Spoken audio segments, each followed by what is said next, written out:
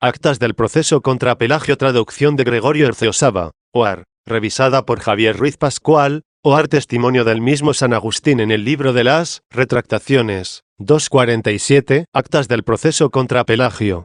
Un libro. Por el mismo tiempo, Pelagio fue citado en Oriente, esto es, en Siria de Palestina, ante un tribunal episcopal por algunos hermanos católicos y, en ausencia de aquellos que habían presentado la acusación, porque no pudieron asistir el día del sínodo, fue juzgado por 14 obispos, los cuales, oyéndole condenar las doctrinas contrarias a la gracia de Cristo, que se le imputaban en el libelo de acusación, lo declararon católico.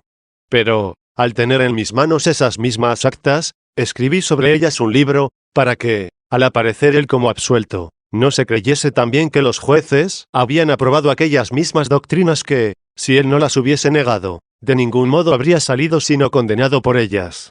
Ese libro comienza así: Postiaquam in manus nostras. Actas del proceso contra Pelagio Proemio 1. Luego que llegaron a mis manos, Santo Padre Aurelio, las actas del proceso en el que 14 obispos de la provincia de Palestina pronunciaron su sentencia declarando católico a Pelagio, cesaron mis vacilaciones y me resolví a escribir más extensa y fiablemente acerca de la justificación con que intentó sincerarse Pelagio. Cierto que yo ya había leído la tal justificación en un breve escrito que él me había remitido, mas, como al escrito no acompañaba carta alguna, temía que mis palabras no se ajustasen a la verdad de las actas episcopales, y, por tanto, que, si Pelagio negaba acaso haberme enviado aquel escrito, como no era fácil convencerle de lo contrario con mi solo testimonio, sus secuaces me condenaran como impostor o, al menos, como hombre incrédulo en demasía.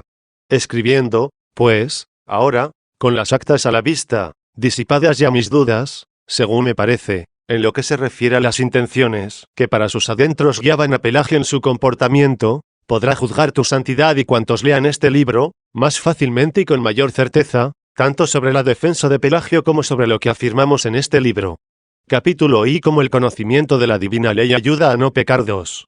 Antes de comenzar doy inefables gracias a Dios, que me dirige y guarda, porque no me he visto defraudado en la opinión que tenía de los santos hermanos y obispos, que actuaron como jueces en esta causa. Pues no sin razón dieron como buenas las respuestas de Pelagio, sin preocuparse de si las doctrinas de que se le acusaba se enseñaban o no en sus libros, sino teniendo únicamente en cuenta lo que respondió a las preguntas que se le hicieron. Una cosa es negar la fe y otra muy distinta dejarse llevar de ciertas inexactitudes de lenguaje. Digamos ya que los santos hermanos y obispos de las Galias Eros y Lázaro habían presentado un memorial contra Pelagio. Mas, siéndoles imposible asistir a la tramitación del proceso por la grave enfermedad de uno de ellos, como después supimos, de su memorial se tomaron los cargos hechos a Pelagio, siendo el primero haber escrito en uno de sus libros, no puede vivir sin pecado sino quien tuviere conocimiento de la ley. Formulado este cargo, dijo el sínodo: tú, Pelagio, ¿has escrito esto? Y él respondió: sí, por cierto, pero sin dar a mis palabras el sentido que les atribuyen mis adversarios. Yo no he dicho, no puede pecar quien tuviera el conocimiento de la ley, sino que el conocimiento de la ley es una ayuda para no pecar, según está escrito, dióles la ley como ayuda. Aún oída esta respuesta, dijo el sínodo, la doctrina que profesa Pelagio no es contraria a la doctrina de la Iglesia. Cierto que no es contraria a la fe de la Iglesia la respuesta de Pelagio, pero sí lo es el pasaje citado de su libro.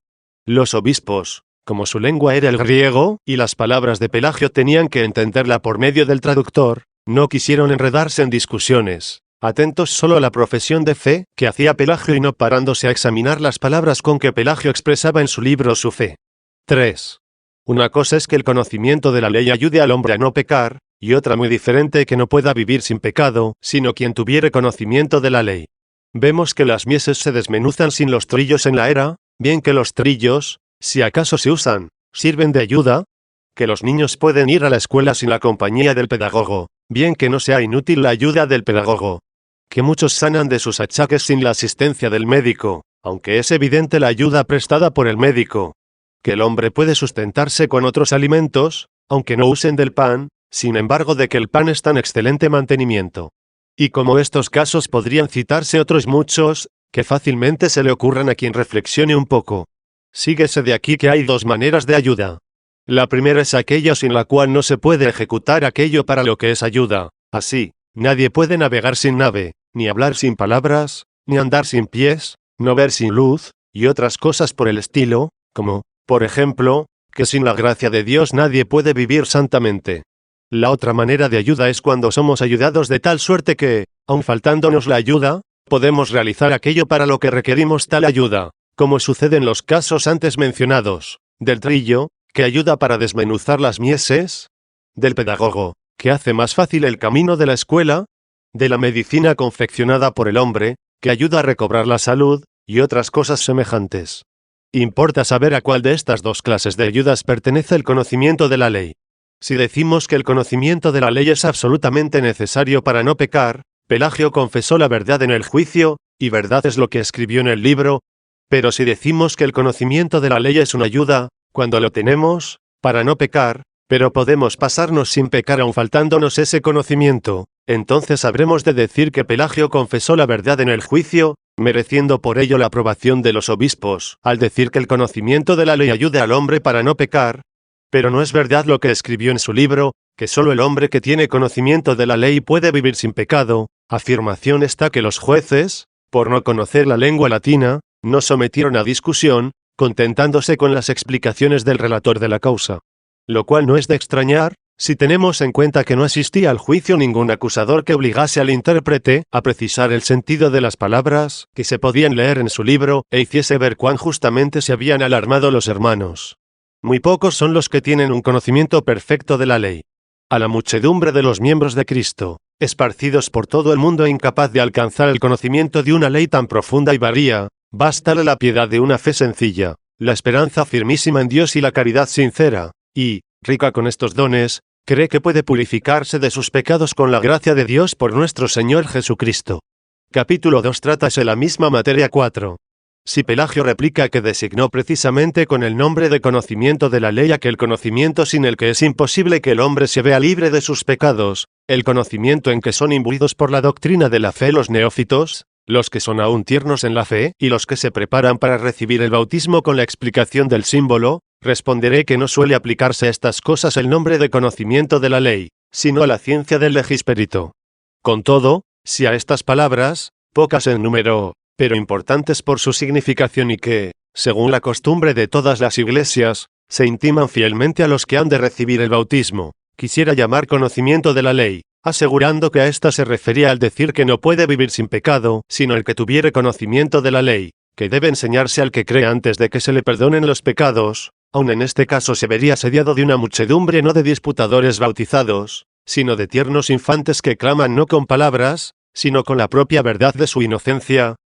¿Qué es eso que dices? ¿Que no puede vivir sin pecado, sino el que tuviere conocimiento de la ley? Nosotros, inmensa multitud de parvulillos, no tenemos pecados, y, no obstante, carecemos del conocimiento de la ley. Estos niños con su silencio le harían, cuando menos, enmudecer, y acaso le obligarían a decir que reconocía ya su yerro o que profesaba la misma doctrina que confesó en el juicio eclesiástico, pero que no había acertado a expresar bien su pensamiento, así que su fe era ortodoxa y debía corregir lo que había escrito en su libro, porque está escrito, hay quien se desliza en la lengua y no en el corazón. 2. Pues si lo hubiera reconocido, ¿o lo reconoce ahora? ¿Quién no le perdonará el haberse servido de un lenguaje menos exacto y prudente, puesto que no se obstina en defender lo que las palabras literalmente suenan, sino que acepta las enseñanzas de la verdad?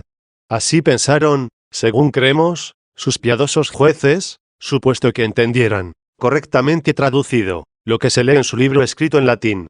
De la misma manera aceptaron como ortodoxa la respuesta que dio en griego, y que por lo mismo pudieron fácilmente entender. Pero sigamos. Capítulo 3. Si todos se rigen por su propia voluntad. Indulgencia con los pecadores al día del juicio 5. Dijo el sínodo episcopal, léase otro capítulo. Y habiéndose leído que Pelagio había escrito en su libro, todos se rigen por su propia voluntad, explicó Pelagio. Escribí esto por razón del libre albedrío, al que Dios ayuda en la elección del bien. Mas cuando el hombre peca, él tiene la culpa, puesto que es libre. Oído esto, dijeron los obispos, esto no se opone a la doctrina de la Iglesia. Porque, ¿quién se atrevería a condenar o negar el libre albedrío, cuando se proclama que es ayudado de la gracia de Dios? Teniendo esto en cuenta, los obispos aprobaron la respuesta de Pelagio. No obstante lo cual, Los hermanos que conocían las disputas de los pelagianos contra la gracia de Dios se alarmaron muy justamente por lo que en el libro estaba escrito, que todos se rigen por su propia voluntad, porque venía a insinuarse con estas palabras que Dios no rige a nadie y que en vano está escrito, 3. Salva a tu pueblo, bendice a tu heredad y rígelos y ensálzalos eternamente. Como si dijera, no vengan a ser, si se rigen por su propia voluntad sin la acción de Dios, como ovejas sin pastor, lo cual Dios no permita. No hay duda que más es ser movido que ser regido, porque quien es regido obra algo, bien que sea por Dios para obrar el bien, mientras que apenas concebimos acción alguna en el que es movido. Pues bien, tan poderosamente obra la gracia del Salvador en nuestras voluntades, que el apóstol no vacila en decir, 4. Cuantos son movidos por el Espíritu de Dios, estos son hijos de Dios. Nada más provechoso para nuestra libre voluntad que dejarse mover por quien no puede mover sino santamente, y cuando esto hicieren, tengamos por cierto que nuestra libertad ha sido ayudada para obrar por aquel de quien dice el Salmo, Dios, piadoso conmigo, me preservará con su favor. 5:6. En el libro de los capítulos, después de las palabras, todos se rigen por su propia voluntad y son abandonados a sus propios deseos, él mismo cita testimonio de la Escritura, que muestra cómo el hombre no debe regirse por sí mismo. Dice la sabiduría de Salomón, soy yo también mortal, igual que todos, y desciendo del primer hombre, formado de la tierra. 6. Y todo lo que sigue hasta el final del mismo capítulo en que se dice, una es para todos la entrada en la vida, y la salida igual. Por esto rogué, y me fue dada la prudencia. Supliqué, y vino sobre mí el espíritu de sabiduría. 7. No es más claro que la luz del día, que el sabio no osó, vista la humana flaqueza, regirse por sí mismo, sino que deseó ardientemente, y se le otorgó, la prudencia, de la que dice el apóstol, nosotros poseemos el modo de pensar del Señor. 8. Y que suplicó y recibió el espíritu de sabiduría. Por este espíritu, y no por las fuerzas de la propia voluntad, son regidos y llevados los que son hijos de Dios. 7. ¿Y quién ignora que este vicio no debe achacarse a la naturaleza tal como fue formada por Dios, sino a la voluntad humana que se aleja de Dios, lo que en confirmación de su principio, todos se rigen por su propia voluntad, escribió Pelagio en el mismo libro de los capítulos tomándolo del libro de los Salmos, amó la maldición y caerá sobre él, no quiso la bendición y se alejará de él.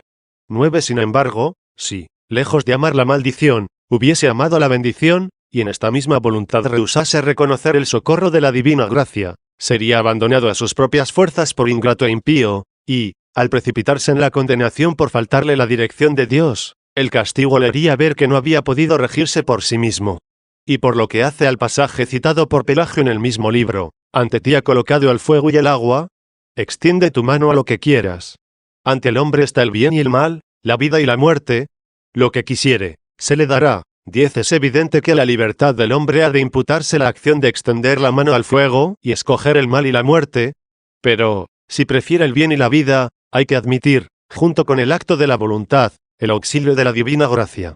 El ojo se basta a sí mismo para no ver, es decir, a través de las tinieblas. Mas no es capaz de ver con su propia luz si de fuera no recibe la claridad de la luz. Lejos de nosotros el pensar que Dios abandona sus deseos, para que perezcan, a los que, según el designio de su voluntad, fueron llamados y de antemano conoció y predestinó a ser conformes con la imagen de su Hijo. 11. Esta es la suerte de los vasos de ira, los cuales han sido hechos para su condenación, pues aun en la condenación de algunos descubre Dios las riquezas de su gloria para con los vasos de misericordia.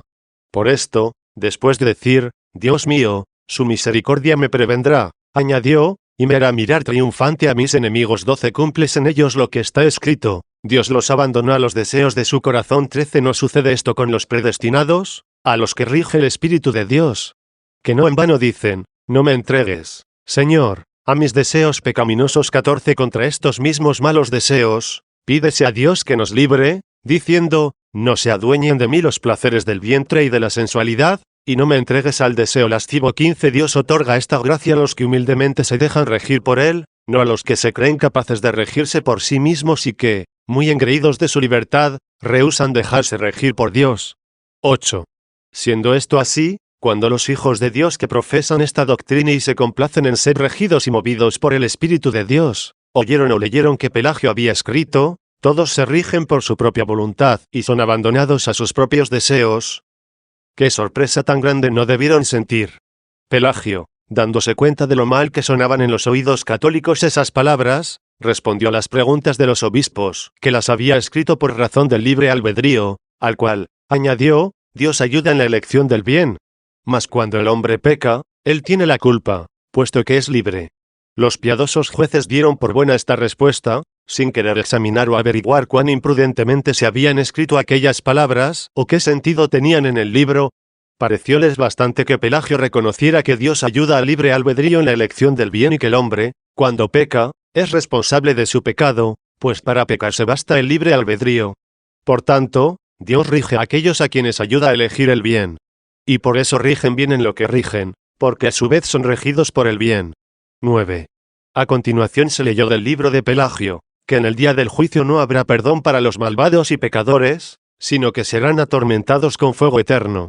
Los hermanos, extrañados de este lenguaje, acusaron a Pelagio de que condenaba a las penas eternas del infierno a todos los pecadores, sin exceptuar ni aun a los que tienen como fundamento a Cristo, por más que edifiquen sobre madera, heno, paja, de los cuales dice el apóstol, si la obra de uno quedare abrasada, sufrirá detrimento.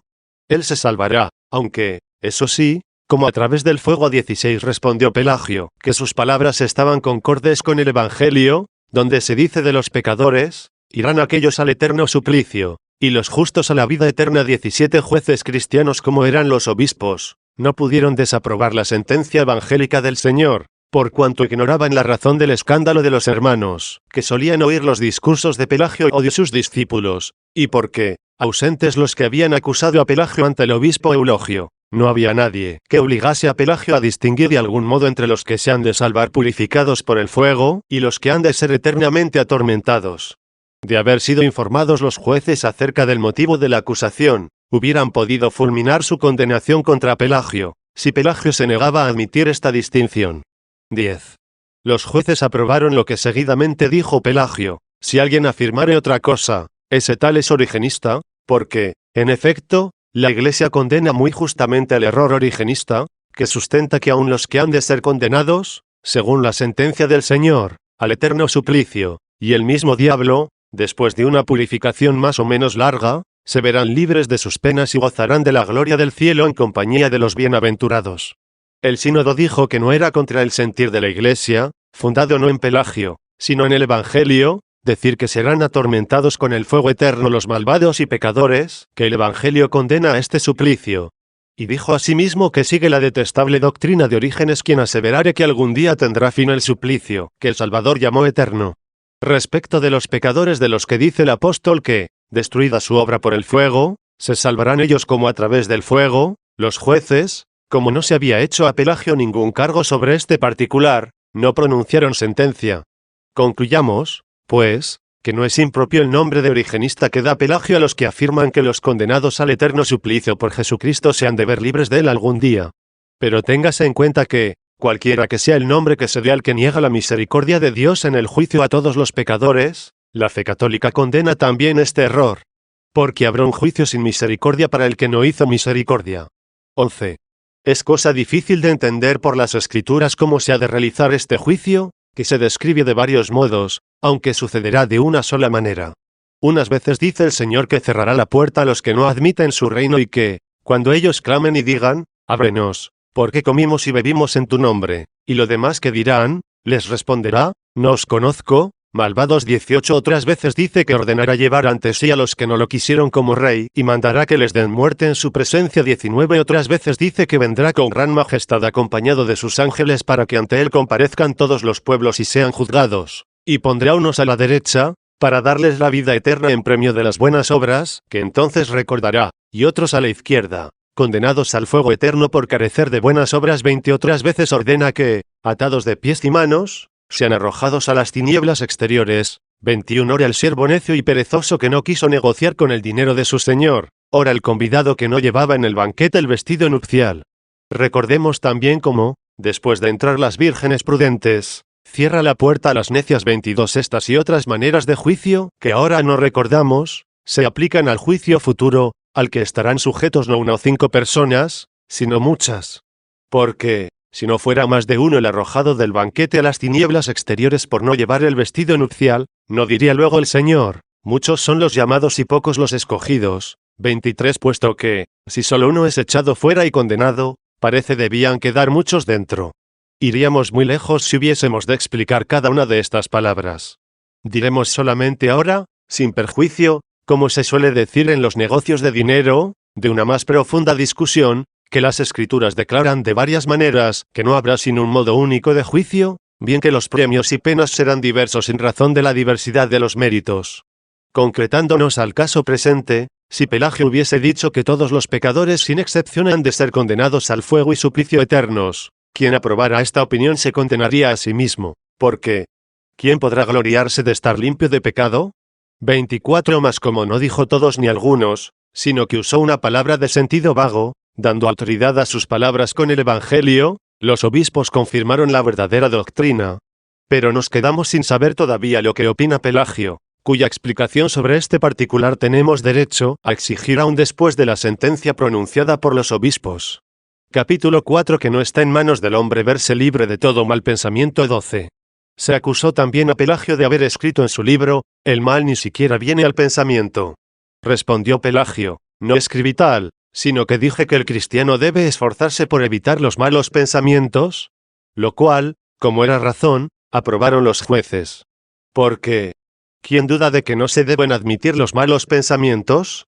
Y es mucha verdad que si las palabras de Pelagio malum nec cogitari, el mal ni siquiera se debe pensar, se leen nec cogitandum quidem, tendrán este sentido, el mal ni se debe pensar. Pero quien esto niega, ¿qué afirma sino que se debe pensar el mal?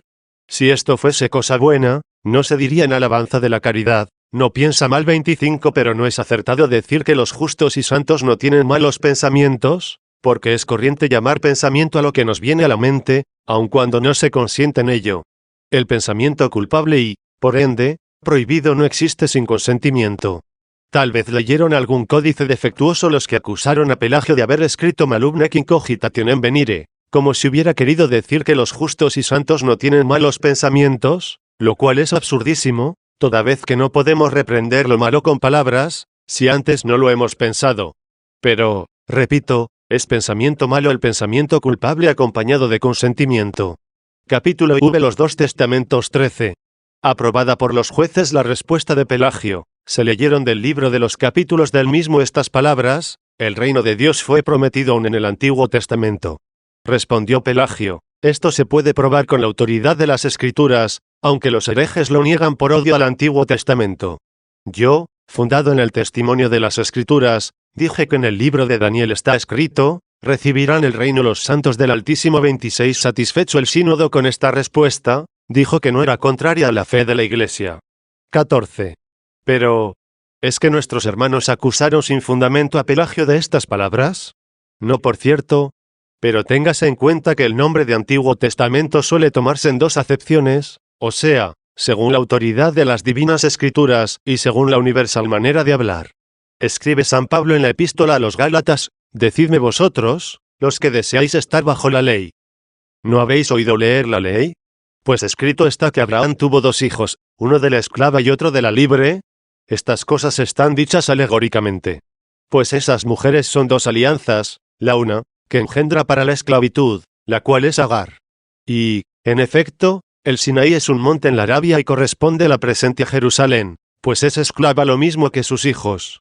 Mas la Jerusalén de arriba es libre, la que es madre nuestra 27. Pues si el Antiguo Testamento se aplica a la servidumbre, por lo cual está escrito, echa afuera la esclava, pues no heredará el hijo de la esclava con mi hijo Isaac. 28 Y el reino de los cielos se aplica a la libertad. ¿Cómo es que el reino de los cielos pertenece al Antiguo Testamento? ¿Cómo? Según he advertido, todas las escrituras de la ley y los profetas, dadas por Dios antes del advenimiento de Jesucristo y recibidas por la autoridad de la Iglesia, suelen designarse con el nombre de Antiguo Testamento.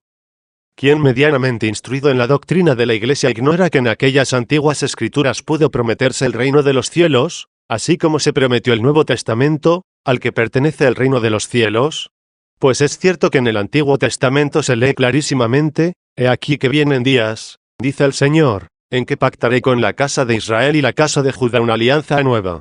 No como la alianza que pacté con sus padres el día en que los tomé de la mano para sacarlos del país de Egipto. 29 Esto se realizó en el monte Sinaí, cuando aún no existía el profeta Daniel para decir, los santos del Altísimo recibirán el reino 30, con las cuales palabras anunciaba el precio no del Antiguo Testamento, sino del Nuevo, de la misma manera que los profetas anunciaron al futuro Mesías, con cuya sangre se inauguró el Nuevo Testamento, del que fueron ministros los apóstoles, según lo que escribe San Pablo, el cual nos hizo ministros idóneos del Nuevo Testamento, basado no en la letra, sino en el Espíritu, porque la letra mata, mas el Espíritu vivifica. 31. Vemos que en el testamento llamado con propiedad antiguo, y que fue dado en el monte Sinaí, no se promete con toda claridad, sino una felicidad terrena. Por esto, aquella tierra donde fue introducido el pueblo después de ser conducido a través del desierto se llama tierra de promisión, porque con ella se prometen la paz, y el reino, y victoria sobre los enemigos, y abundancia de hijos y de frutos terrenos, y otras cosas parecidas, todas las cuales son promesas del Antiguo Testamento, y aunque con ellas se anuncian figuradamente los bienes espirituales, que pertenecen al Nuevo Testamento, no obstante, quien acepta la ley de Dios por la codicia de esos bienes terrenos es heredero del Antiguo Testamento. Pues en el Antiguo Testamento se prometen y dan los bienes que apetece al hombre viejo. Los bienes del Nuevo Testamento, figurados en el Antiguo, piden hombres nuevos. Que sabía muy bien el gran apóstol lo que decía al afirmar que los dos testamentos estaban alegóricamente figurados como testamentos diferentes en la esclava y en la libre, perteneciendo al antiguo los hijos carnales, y al nuevo los hijos de la promesa. Los hijos de la carne no son los hijos de Dios, sino que son los hijos de la promesa los que son contados como descendientes. 32. Por tanto, los hijos de la carne pertenecen a la Jerusalén terrena, que es esclava lo mismo que sus hijos. Mas los hijos de la promesa pertenecen a la celestial Jerusalén, que es nuestra madre libre. Así que fácil es colegir quiénes pertenecen al reino terreno y quiénes al reino de los cielos.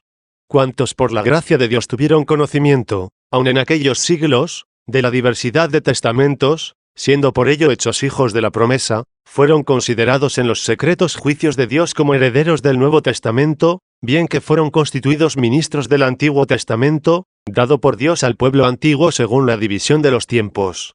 15. ¿Cómo no habían de alarmarse, y con razón, los hijos de la promesa, los hijos de la Jerusalén libre y eterna de los cielos, viendo que se negaba, al parecer, esta diferencia apostólica y católica de testamentos con las palabras de Pelagio y que Agar era equiparada en cierto modo a Sara? Odia con descarada impiedad herética las escrituras del Antiguo Testamento quien quiera que niegue que su autor es Dios bueno, sumo y verdadero, como, en efecto, lo niegan Marción, Manes y todo el que profesa tan pestífero error. Así es que, para decir en pocas palabras lo que siento, digo que de la misma manera que se hace injuria al Antiguo Testamento negando que su autor sea el Dios bueno y sumo, así se hace injuria al Nuevo Testamento si se le equipara al Antiguo. Como Pelagio, en su respuesta a los jueces, dio la razón de haber dicho que en el Antiguo Testamento se prometía el reino de los cielos, aduciendo el testimonio del profeta Daniel, el cual profetizó evidentísimamente que los santos habían de heredar el reino del Altísimo. Los jueces sentenciaron que la respuesta no era contraria al sentir de la Iglesia. Y aunque no se fundamentó la sentencia en esa diversidad de testamentos según la cual los bienes prometidos en el Sinaí pertenecen propiamente al Antiguo Testamento, la sentencia fue justa, como fundada en la costumbre universal de llamar Antiguo Testamento a todas las escrituras canónicas anteriores al advenimiento de Cristo. Porque el reino del Altísimo no es diferente del reino de Dios, ni nadie osará decir que una cosa es el reino de Dios y otra el reino de los cielos. Capítulo bis. Si puede el hombre con sus fuerzas vivir sin pecado. 16. Seguidamente se acusó a Pelagio de haber escrito en su libro, ¿puede el hombre, si quiere, vivir sin pecado? Y de que en carta a una viuda había estampado estas frases adulatorias: hay en ti la piedad del lugar de reposo, que en ninguna parte halló. Hay en ti morada la justicia, peregrina del mundo. Sea tu familiar y amiga la verdad, que hoy nadie conoce ya. Y rinde homenaje a la ley de Dios, que desprecian casi todos los mortales. También se citó esto: qué feliz y dichosa serás si la justicia, que hemos de creer solo mora en los cielos, en ti únicamente haya acogimiento sobre la tierra. Y en otro libro dedicado a la misma viuda, después de la oración de nuestro Señor y Salvador, escribe, enseñándole cómo deben orar los santos: levanta santamente sus manos a Dios y ora con pureza de corazón el que puede decir, ¿tú conoces? Oh Señor, cuán santas, inmaculadas y limpias de toda maldad, iniquidad y rapiña están las manos que levanto hacia ti. Cuán santos y puros y libres de toda mentira están los labios con los que te ofrezco mi oración para que tú te compadezcas de mí. Sincerándose de este cargo, dijo Pelagio, He dicho, en efecto, que el hombre puede vivir sin pecado y observar los mandamientos divinos, si quiere, por cuanto Dios le ha concedido esta posibilidad. Pero no he dicho, como alguien me atribuye, que haya un solo hombre que haya llegado a la ancianidad sin pecar nunca, sino que el hombre, arrepentido de sus pecados, puede con su propio esfuerzo y la gracia de Dios vivir sin pecado, bien que sin ser impecable en adelante. Las demás cosas que me achacan, ni están en mis libros ni jamás las he dicho. Oída esta respuesta, dijo el sínodo, puesto que niegas haber escrito lo que se te achaca. ¿Anatematizas a los que profesan estas doctrinas? Habiendo respondido Pelagio, los anatematizo como necios, no como herejes, puesto que no es un dogma, sentenciaron los jueces, por cuanto Pelagio ha condenado expresamente un lenguaje insensato, diciendo con verdad que el hombre puede con el auxilio y gracia de Dios vivir sin pecado, responda a otros capítulos. 17. ¿Podrían acaso los jueces proceder de otra manera condenando a Pelagio sin motivo conocido y cierto, no hallándose presente al juicio nadie que pudiera desenmascarar a Pelagio por haber escrito las reprobables palabras que se decía había escrito a la viuda? Porque, de no presentar testigos, poco se adelantaba con mostrar el códice y citar de él las frases antes dichas si Pelagio negaba ser su autor. Digamos, pues, que los jueces hicieron cuanto estaba en su mano preguntando a Pelagio si condenaba a los que profesaban lo que él negó haber escrito o dicho. Como Pelagio respondió que los condenaba como necios, ¿qué más pudieron hacer los jueces, no hallándose presentes los acusadores? 18. Vale la pena discutir si se dijo con verdad que no deben ser condenados como herejes, sino como necios, los que hicieron aquellas afirmaciones, puesto que no es un dogma. Los jueces se inhibieron de pronunciarse sobre cuestión de tanta monta, como es decir cuándo uno ha de ser tenido por hereje.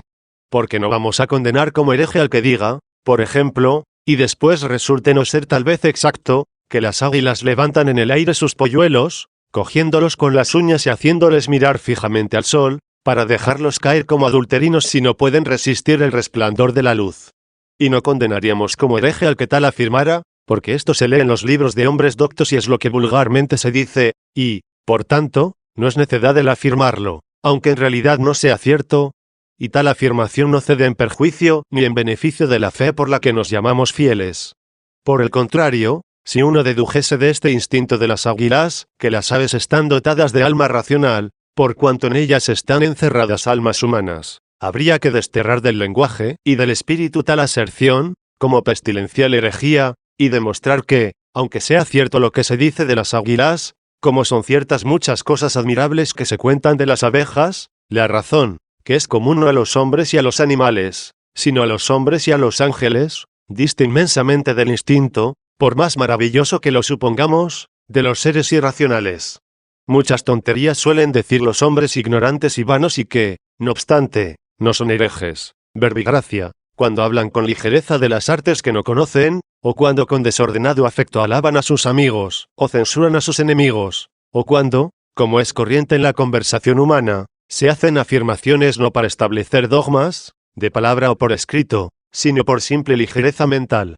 Muchos, cuando se les advierte lo que han dicho, sienten haberlo dicho, y es que habían lanzado al azar sus afirmaciones, tomadas de acá y de allá, sin examinar ninguna.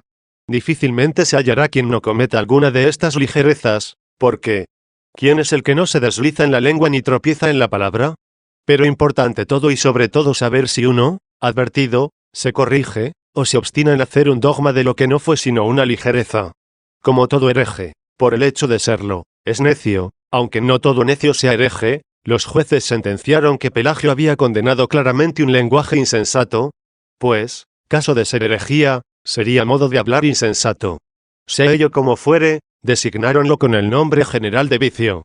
Como Pelagio, cualquiera que fuera el sentido con que aquellas palabras fueron dichas, negó ser su autor. Los jueces creyeron que no se debía discutir si habían sido dichas con intención de establecer un dogma o si habían dicho por una de esas ligerezas que fácilmente se corrigen. 19. Cuando yo leía la defensa de Pelagio en el escrito que de él recibí, hallábanse presentes algunos santos hermanos, que dijeron tener en su poder los libros dirigidos por Pelagio a cierta viuda, cuyo nombre no se expresa, exhortándola o consolándola, y dijeron que se debía averiguar, puesto que ellos no lo sabían, si en esos libros estaban las palabras que Pelagio dijo que no había escrito. Leídos desde su principio los libros, halláronse las frases buscadas. Decían los que presentaron el códice, que hacía 4 años, que tenían a Pelagio por autor de tales libros y que no sabían que nadie jamás hubiese dudado de esto. Considerando nosotros que los siervos de Dios, cuya veracidad conocíamos muy bien, eran incapaces de mentir, no podíamos menos de creer que Pelagio había mentido en el sínodo episcopal, a no ser que aceptáramos que pudo haber sucedido que muchos años antes se hubiera divulgado con su nombre un libro del cual él no era autor, pues los hermanos decían que ni habían recibido los libros de Pelagio ni habían oído decir a Pelagio que eran suyos. Por cierto que yo mismo fui informado en cierta ocasión por algunos hermanos de que se habían divulgado en España con mi nombre algunos opúsculos, que no podían reconocer como míos quienes hubiesen leído otros escritos ciertamente míos. Pero los demás creerían que era yo su autor. 20. Está todavía bastante oscuro lo que Pelagio reconoció como doctrina suya. Pero se aclarará, me parece, con la exposición de las restantes actas del proceso. Dice Pelagio, he dicho, en efecto, que el hombre puede vivir sin pecado y observar los mandamientos divinos, si quiere, por cuanto Dios le ha concedido esta posibilidad. Pero no he dicho, como alguno me atribuye, que haya un solo hombre que haya llegado a la ancianidad sin pecar nunca, sino que el hombre arrepentido de sus pecados puede con su propio esfuerzo y la gracia de Dios vivir sin pecado, bien que sin ser impecable en adelante. No es posible saber lo que por estas palabras entiende Pelagio con el nombre de gracia. Y los jueces, como católicos, entendieron que esta gracia no era otra cosa que la que tanto nos predica la doctrina apostólica, o sea, la gracia mediante la cual esperamos ser librados de este cuerpo de muerte por Jesucristo nuestro Señor. Capítulo 7. La gracia de Dios. Para alcanzar esta gracia pedimos a Dios que no nos deje caer en la tentación. Esta gracia no es la naturaleza, sino ayuda de la frágil y viciada naturaleza. Esta gracia no es el conocimiento de la ley, sino aquella gracia de la que dice el apóstol, no repudio como nula la gracia de Dios. Porque, si por la ley se alcanzase la justicia, entonces Cristo hubiera muerto en vano. 33. Y por eso no es letra, que mata, sino espíritu que vivifica. Porque el conocimiento de la ley, sin la gracia del espíritu, obra en el hombre toda concupiscencia. El pecado, dice, no lo conocí sino por la ley. Porque ni la concupiscencia conocería si la ley no dijera, no codiciarás.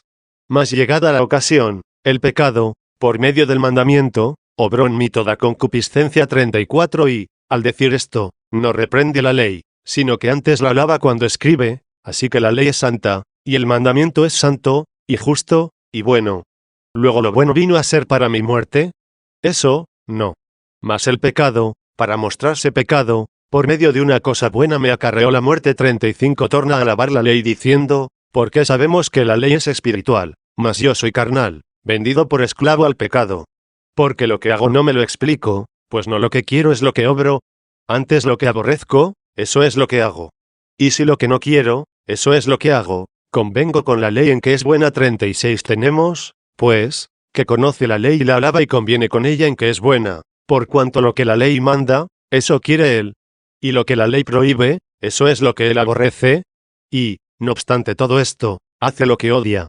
Tiene, pues, el conocimiento de la ley, pero no ha sido curado de la viciosa concupiscencia. Tiene buena voluntad, pero prevalece la mala acción. De aquí procede que, al luchar entre sí las dos leyes, como la ley de los miembros repugna la ley del espíritu y hace al hombre cautivo del pecado, llega el apóstol a exclamar: desventurado de mí. ¿Quién me librará de este cuerpo de muerte? La gracia de Dios por nuestro Señor Jesucristo. 37. Capítulo 8. Prosigue el mismo argumento. 21.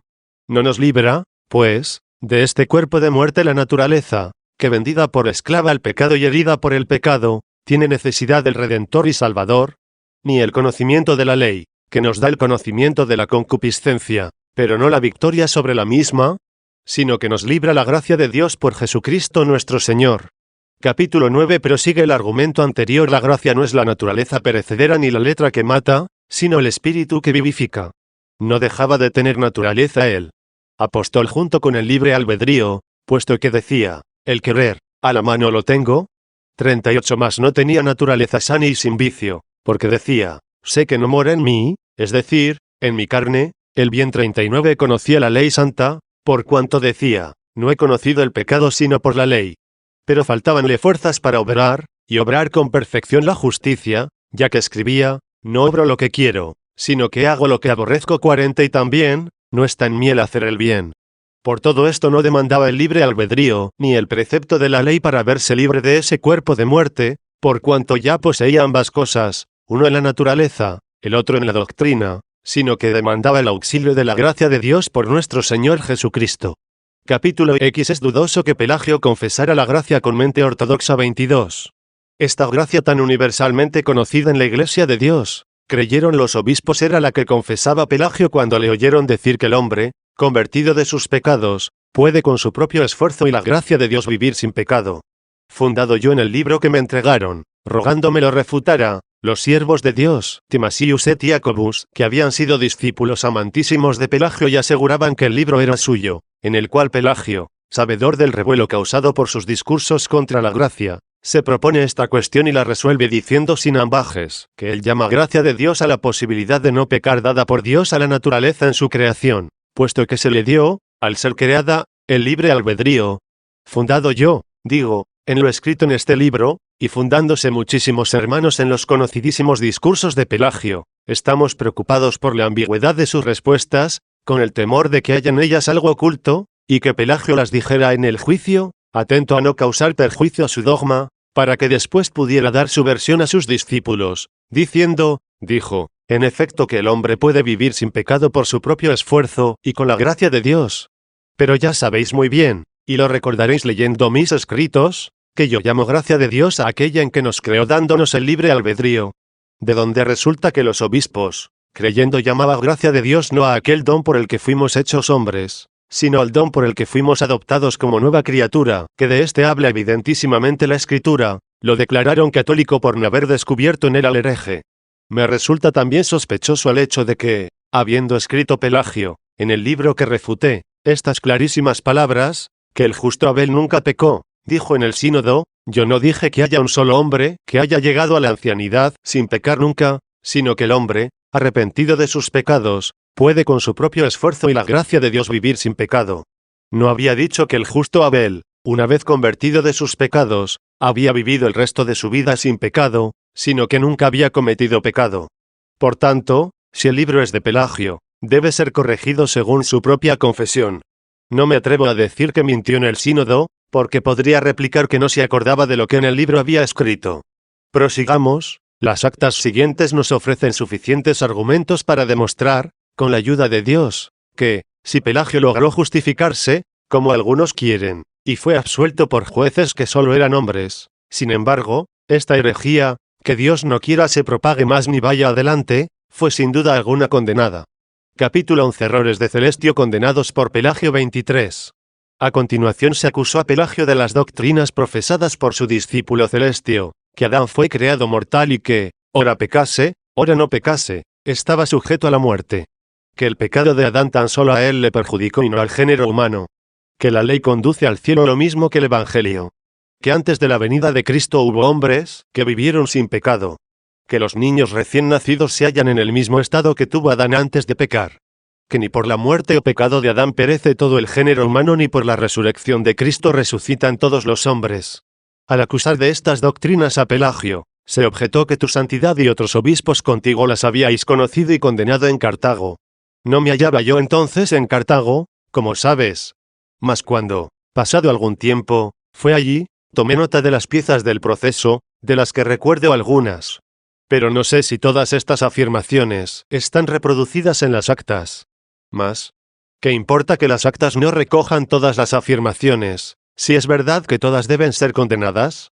Seguidamente acusaron a Pelagio, citándose a este respecto mi nombre, de ciertos capítulos que me habían sido remitidos desde Sicilia a causa del escándalo producido entre los católicos con estas disputas, capítulos a los cuales di cumplida respuesta, a mi juicio, en el libro dedicado a Hilario, que fue quien me los había remitido.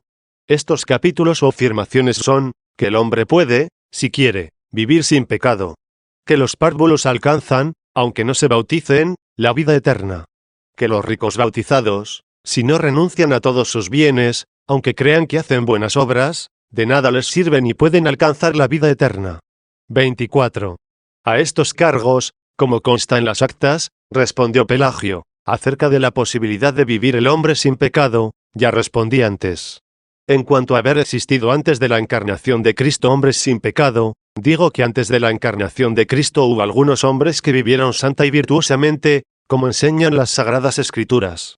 Lo demás, como se reconoce, no lo he enseñado yo, y así no tengo por qué responder. Pero, accediendo a los deseos del sínodo, condeno a los que enseñan o enseñaron estas doctrinas.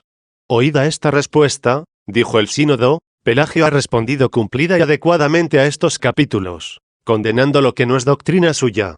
Sabemos, pues, y estamos ciertos de que no solo Pelagio, sino también los obispos que presidían aquel juicio condenaron esta perniciosísima herejía, que Adán fue creado mortal, y para mejor explicar cómo se había dicho esto, se añadió, y que ora pecase, ora no pecase, estaba sujeto a la muerte.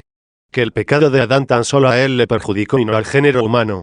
Que la ley conduce al cielo lo mismo que el Evangelio. Que los niños recién nacidos se hallan en el mismo estado que tuvo Adán antes de pecar. Que ni por la muerte o pecado de Adán perece todo el género humano, ni por la resurrección de Cristo resucitan todos los hombres. Que los niños, aunque no sean bautizados, alcanzan la vida eterna. Que los ricos bautizados, si no renuncian a todos sus bienes, aunque crean que hacen buenas obras, de nada les sirven y pueden alcanzar la vida eterna. Consta, pues, con toda certeza que todas estas doctrinas fueron condenadas por aquel sínodo eclesiástico, al ser condenadas por Pelagio y por los obispos. 25. Estas cuestiones y estas provocadoras doctrinas, apasionadamente defendidas en todas partes, llevaban la inquietud a muchos hermanos flacos en la fe. Urgido, pues, por la caridad, que es razón tenga por la gracia de Cristo, para con la Iglesia de Cristo, escribía instancias de Marcelino, de santa memoria, que tenía que soportar a diario estas polémicas disputas y que me había hecho por carta algunas consultas, un libro que estudia algunas de estas cuestiones, y en particular la del bautismo de los párvulos. De este mismo asunto traté por orden tuya, y ayudado por tus oraciones, en la Basílica de los Mayores, teniendo en la mano la epístola del gloriosísimo mártir Cipriano, cuyas palabras cité y expliqué, esforzándome cuanto pude por desterrar este execrable error del ánimo de algunos que se habían dejado persuadir por estas doctrinas ahora condenadas en estas actas. Estas son las doctrinas que algunos extraviados querían inculcar a los fieles, amenazándoles con que, si no las aceptaban, podrían ser condenados por las iglesias orientales. Pues he aquí que 14 obispos de aquella región santificada con la presencia corporal de Cristo no hubieran absuelto a Pelagio, si Pelagio no hubiera condenado estas doctrinas como contrarias a la Iglesia. Así que, si fue absuelto porque las condenó, luego tales doctrinas fueron, sin duda, condenadas, como lo veremos más detallada y claramente en los capítulos siguientes. 26. Analicemos ahora dos afirmaciones que Pelagio se negó a condenar, aun después de haber reconocido que eran suyas, y cuyo sentido, para limar chocantes asperezas, explicó en el sínodo. Se ha dicho antes, dijo, que el hombre puede vivir sin pecado. Se dijo, en efecto, y yo me acuerdo de ello, pero se suavizó la frase y mereció la aprobación de los jueces porque se añadió, con la gracia de Dios, que es lo que en aquellos capítulos no se decía. Examinemos ahora atentamente cómo Pelagio se explicó acerca del segundo punto. En cuanto a haber existido, dijo, antes de la encarnación del Señor algunos hombres sin pecado, digo que, en efecto, antes de la encarnación del Señor hubo algunos hombres que vivieron santa y virtuosamente, como enseñan las Santas Escrituras. No se atrevió a decir, como enseñaba Celestio, que antes de la encarnación del Señor vivieron algunos hombres sin pecado, porque se dio cuenta de que decir esto era peligroso y enojoso, sino que se contentó con decir, digo que antes de la encarnación del Señor vivieron algunos hombres santa y virtuosamente. ¿Quién niega esto? Pero una cosa es vivir santa y virtuosamente y otra vivir sin pecado, porque santa y virtuosamente vivían los que confesaban, si dijéramos que no tenemos pecado, nos engañamos a nosotros mismos y no decimos verdad. 41 Y ahora mismo viven santa y virtuosamente muchos que dicen, perdónanos nuestras deudas, así como nosotros perdonamos a nuestros deudores. 42 Los jueces, pues, dieron por buena la respuesta de Pelagio, no la doctrina de que se acusaba Celestio. Estudiemos ahora lo que resta. Capítulo 12 La Iglesia no carece de mancha en este mundo. 27. Se acusó a Pelagio de haber dicho que la Iglesia no tiene en este mundo mancha ni arruga, que fue lo que motivó nuestra larga disputa con los donatistas en la controversia de Cartago. Bien que a los donatistas los combatíamos con el argumento de la mezcla de los buenos con los malos, a semejanza de lo que ocurre en la era, donde andan mezclados el trigo y la paja. Este mismo argumento podemos esgrimir contra los pelagianos, a no ser que digan que la Iglesia se compone solo de justos, que, según dice, no tienen el más pequeño pecado, y así la Iglesia puede vivir sin mancha ni arruga. Si esto es lo que afirman, repito el argumento de antes. ¿Cómo pueden ser miembros de la Iglesia aquellos que confiesan humilde y sinceramente? Si dijéramos que no tenemos pecado, nos engañamos a nosotros mismos y no decimos verdad. ¿O cómo podrá la Iglesia orar del modo que el Señor le ha enseñado, perdónanos nuestras deudas, si la Iglesia no tiene mancha ni arruga en este mundo? Por último, hay que preguntarles a ellos mismos si confiesan o no que tienen algún pecado. Si dicen que no, hay que replicarles que se engañan a sí mismos y no dicen verdad. Pero si confiesan que tienen pecado, ¿qué es lo que confiesan sino sus manchas y arrugas? Luego no son miembros de la Iglesia, porque la Iglesia no tiene mancha, y ellos sí. 28. La respuesta de Pelagio a esta acusación fue estudiadamente circunspecta y mereció la aprobación de los jueces. Lo dije, respondió, pero de esta manera, que por el bautismo la Iglesia se purifica de toda mancha y arruga, y es voluntad del Señor que conserve esta pureza. A esto dijo el sínodo, plácenos la respuesta. Y en verdad, ¿quién niega que se perdonan en el bautismo todos los pecados y que todos los fieles se libran en el bautismo de sus manchas y arrugas? ¿O qué cristiano no aprobará lo que el Señor aprueba y algún día será realidad, o sea, que la Iglesia no tenga mancha ni arruga? Porque, en el tiempo presente, la misericordia y verdad de Dios conducen a la Santa Iglesia hacia aquella perfección, que consistirá en vivir por siempre sin mancha ni arruga. Pero, esto no obstante, entre el bautismo, donde se quitan todas las manchas pasadas y arrugas, y el cielo, en el cual vivirá eternamente la Iglesia sin mancha ni arruga, se halla este tiempo intermedio de oración, que le obliga a decir, perdónanos nuestras deudas. A causa de esto se les acusó de que decían que la Iglesia no tiene en este mundo mancha ni arruga, por si con estas palabras querían prohibir la oración, con la que incesantemente pide la Iglesia bautizada el perdón de sus pecados.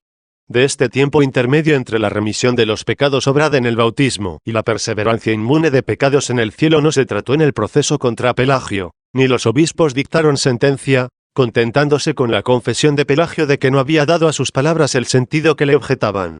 Porque al decir, dije esto, pero en este sentido, ¿qué quiso significar sino que los acusadores daban a sus palabras un sentido ajeno a su intención?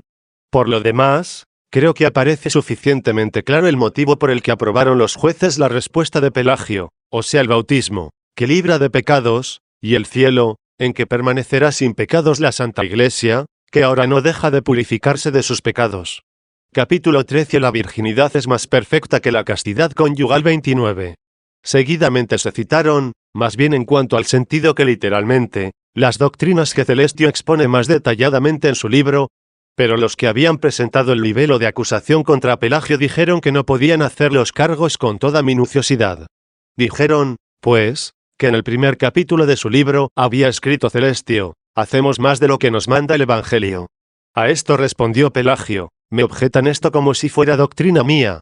Yo lo dije, fundado en el apóstol, de la virginidad, acerca de la cual se expresa San Pablo de esta suerte, no he recibido precepto del Señor. 43. El sínodo añadió, esta es también la doctrina de la Iglesia. Por la lectura del libro de Celestio, dado que Celestio confiese ser suyo el libro, he visto el sentido que da a sus palabras. Celestio escribe las susodichas palabras para convencernos de que es tal la posibilidad de no pecar que tiene el hombre, gracias al libre albedrío, que hacemos más de lo que se nos manda, pues muchos guardan perpetua virginidad, que no está mandada, ya que para no pecar basta con cumplir lo mandado.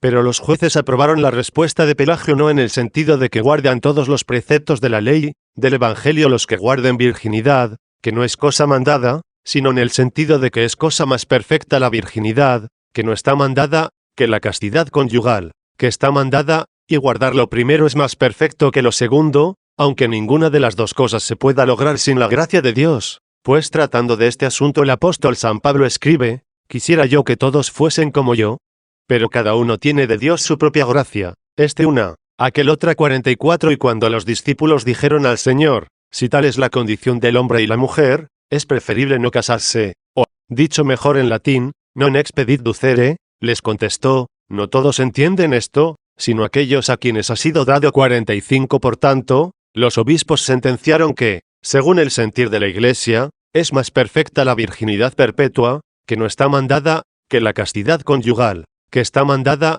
pero quedáronse al fin sin conocer el pensamiento de Pelagio o Celestio. Capítulo 14. Errores de Celestio. Los dones otorgados al apóstol San Pablo 30. Después de esto leyéronse a Pelagio otros capítulos fundamentales y evidentemente heréticos de Celestio, y tales que, de no haberlos condenado Pelagio, él mismo hubiera sido condenado, sin duda, juntamente con ellos. Se leyó que Celestio había escrito en el tercer capítulo: la gracia y auxilio de Dios no se dan para cada uno de los actos, puesto que no es otra cosa que el libre albedrío o la ley y la doctrina. Y también, que la gracia de Dios se da según nuestros méritos, porque, si la concediese a los pecadores, parece que obraría injustamente. Y que había concluido con estas palabras: por tanto, la gracia radica en mi propia voluntad, sea digno o indigno. Porque si todo lo hacemos por la gracia, al ser vencidos por el pecado, no somos nosotros los vencidos, sino la gracia de Dios, que quiso ayudarnos con toda suerte de medios y no pudo. Escribe también: si es gracia de Dios que venzamos al pecado, luego Él tiene la culpa cuando somos vencidos, por cuanto en realidad no pudo o no quiso guardarnos. A estos cargos replicó Pelagio: allá con su dicho los que dicen que Celestio ha enseñado estas doctrinas. Yo nunca las he defendido, sino que anatematizo a quien las defienda. El sínodo dijo: el sínodo te reconoce como hijo de la Iglesia, ya que condenas tan execrables palabras. Es, pues, clara tanto la respuesta de Pelagio, anatematizando esta doctrina, como el juicio formal de los obispos, que condenan la misma doctrina.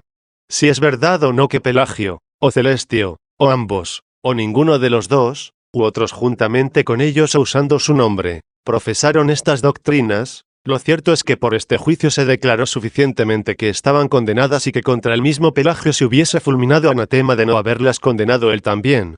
Desde ahora, cuando disputemos contra estas doctrinas, disputaremos, en realidad de verdad, contra una herejía que ha sido condenada. 31. Lo que sigue es más tranquilizador.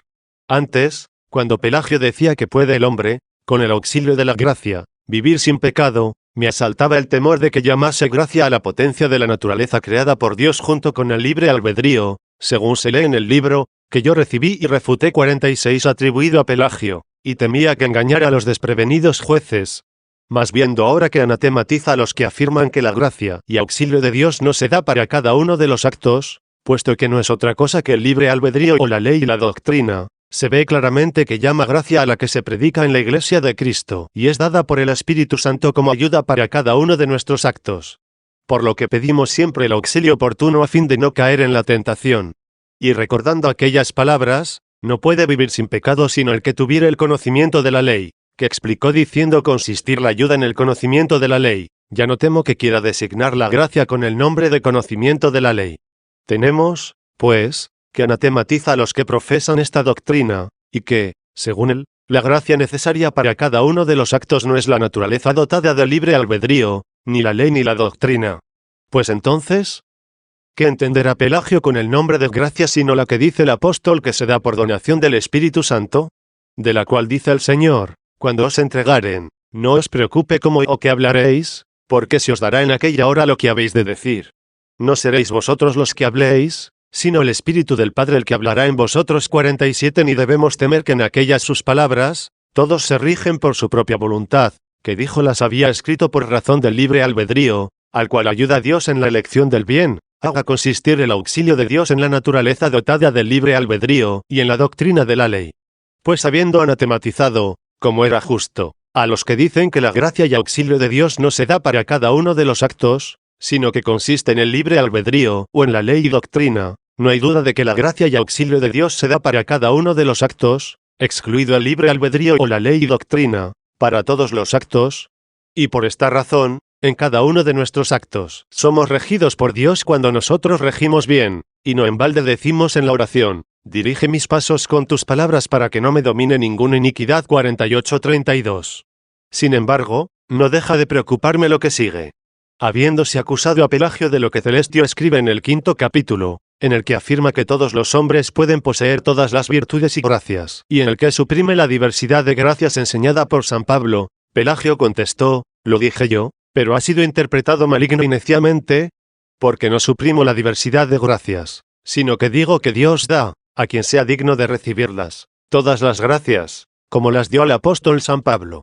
A esto dijo el sínodo: por consiguiente, profesas la doctrina de la Iglesia acerca de los dones otorgados al apóstol San Pablo.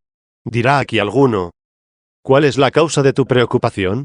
¿Es que tú niegas que el apóstol tuvo todas las virtudes y gracias? Si por todas entendemos las que el apóstol enumeró en cierto pasaje, y a las cuales creo se refieren los obispos al aprobar la respuesta de Pelagio, no dudo de que las tuvo el apóstol San Pablo. Dice él: Dios puso en su iglesia primero apóstoles, luego profetas, luego doctores, luego el poder de milagros, las virtudes, después las gracias de curación, de asistencia, de gobierno, los géneros de lenguas 49. ¿Diremos que el apóstol San Pablo no tuvo todos estos dones? ¿Quién osaría decir tal?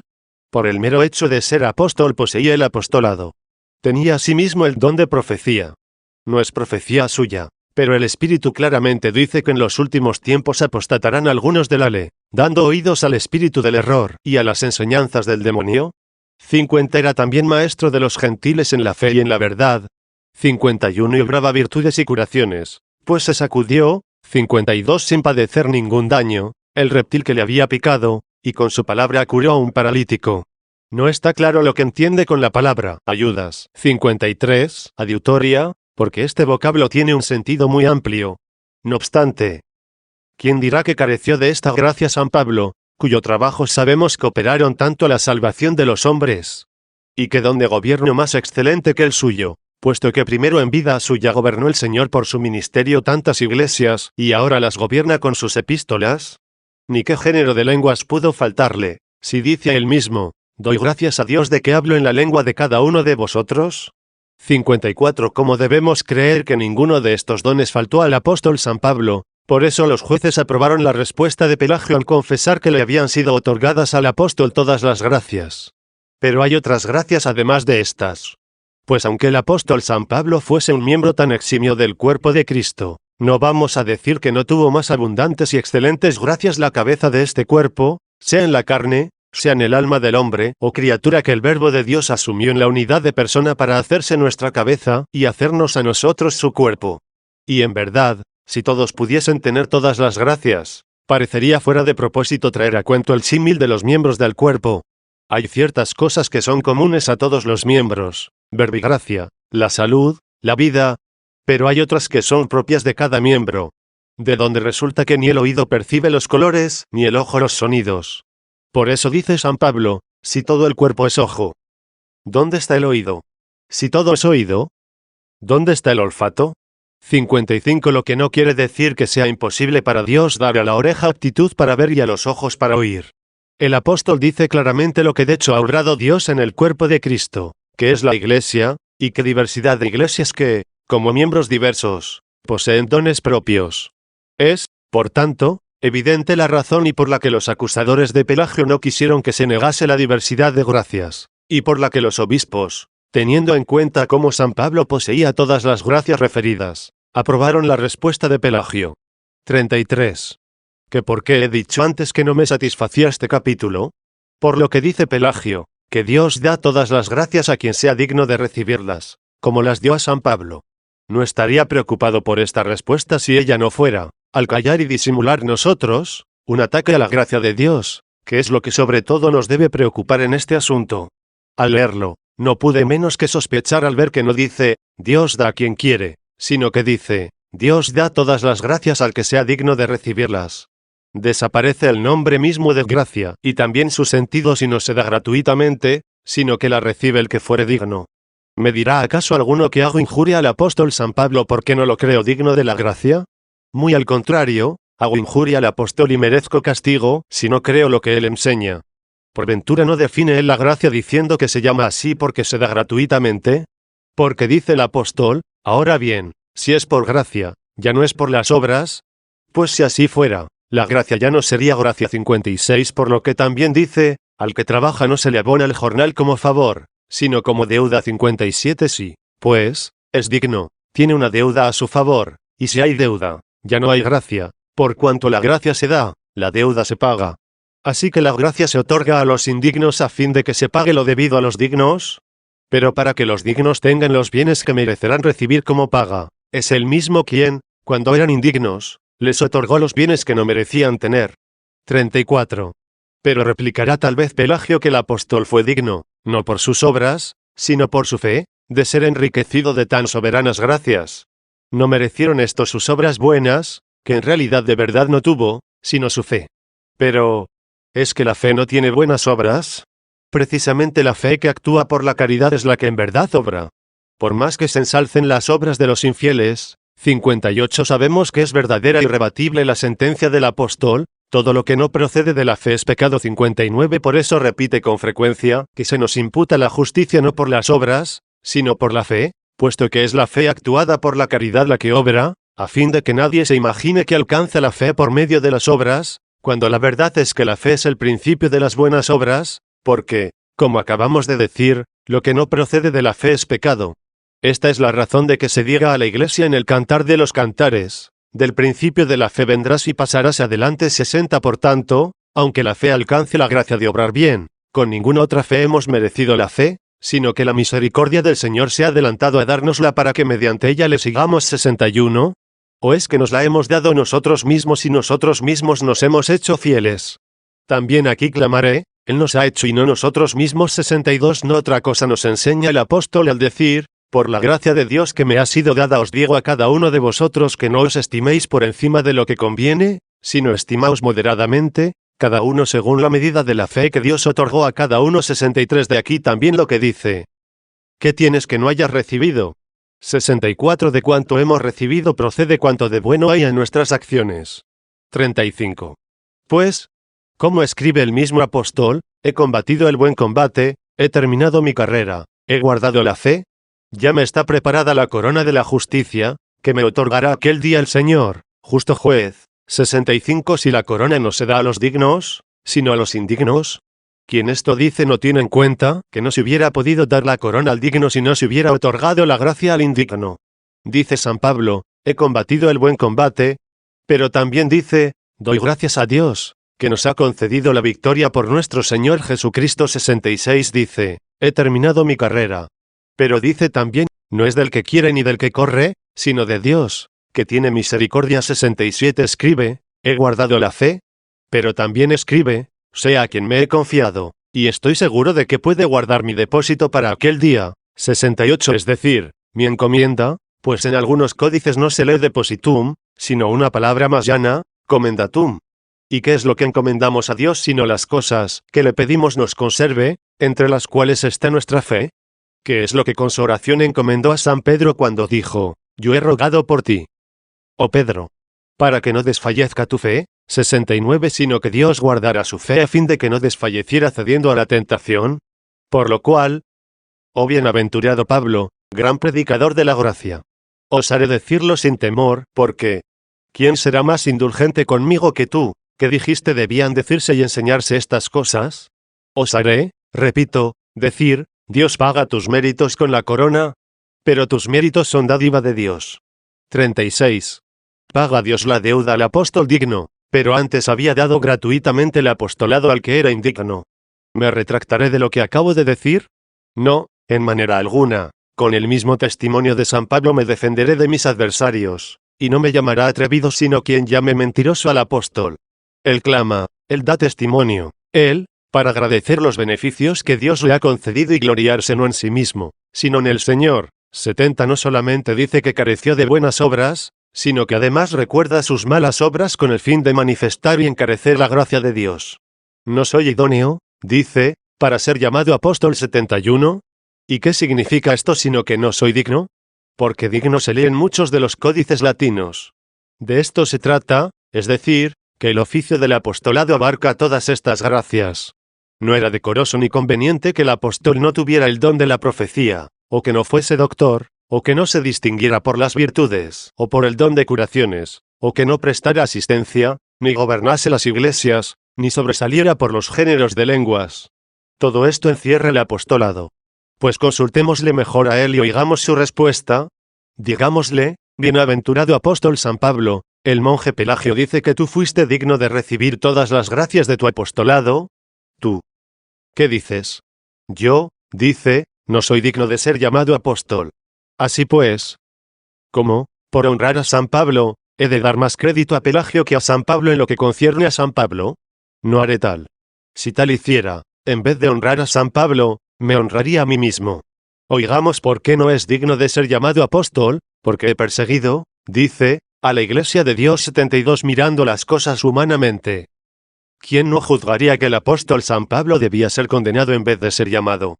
¿Quién amará tanto al predicador, que no deteste al perseguidor? Muy bien, pues, y con toda verdad dice él, no soy digno de ser llamado apóstol, porque he perseguido a la Iglesia de Dios. ¿Obrando tanto mal? ¿Cómo has merecido tan gran bien? Oiga todo el mundo la respuesta, más por la gracia de Dios soy lo que soy 73. No pondera aquí la gracia cabalmente porque ha sido otorgada a un indigno.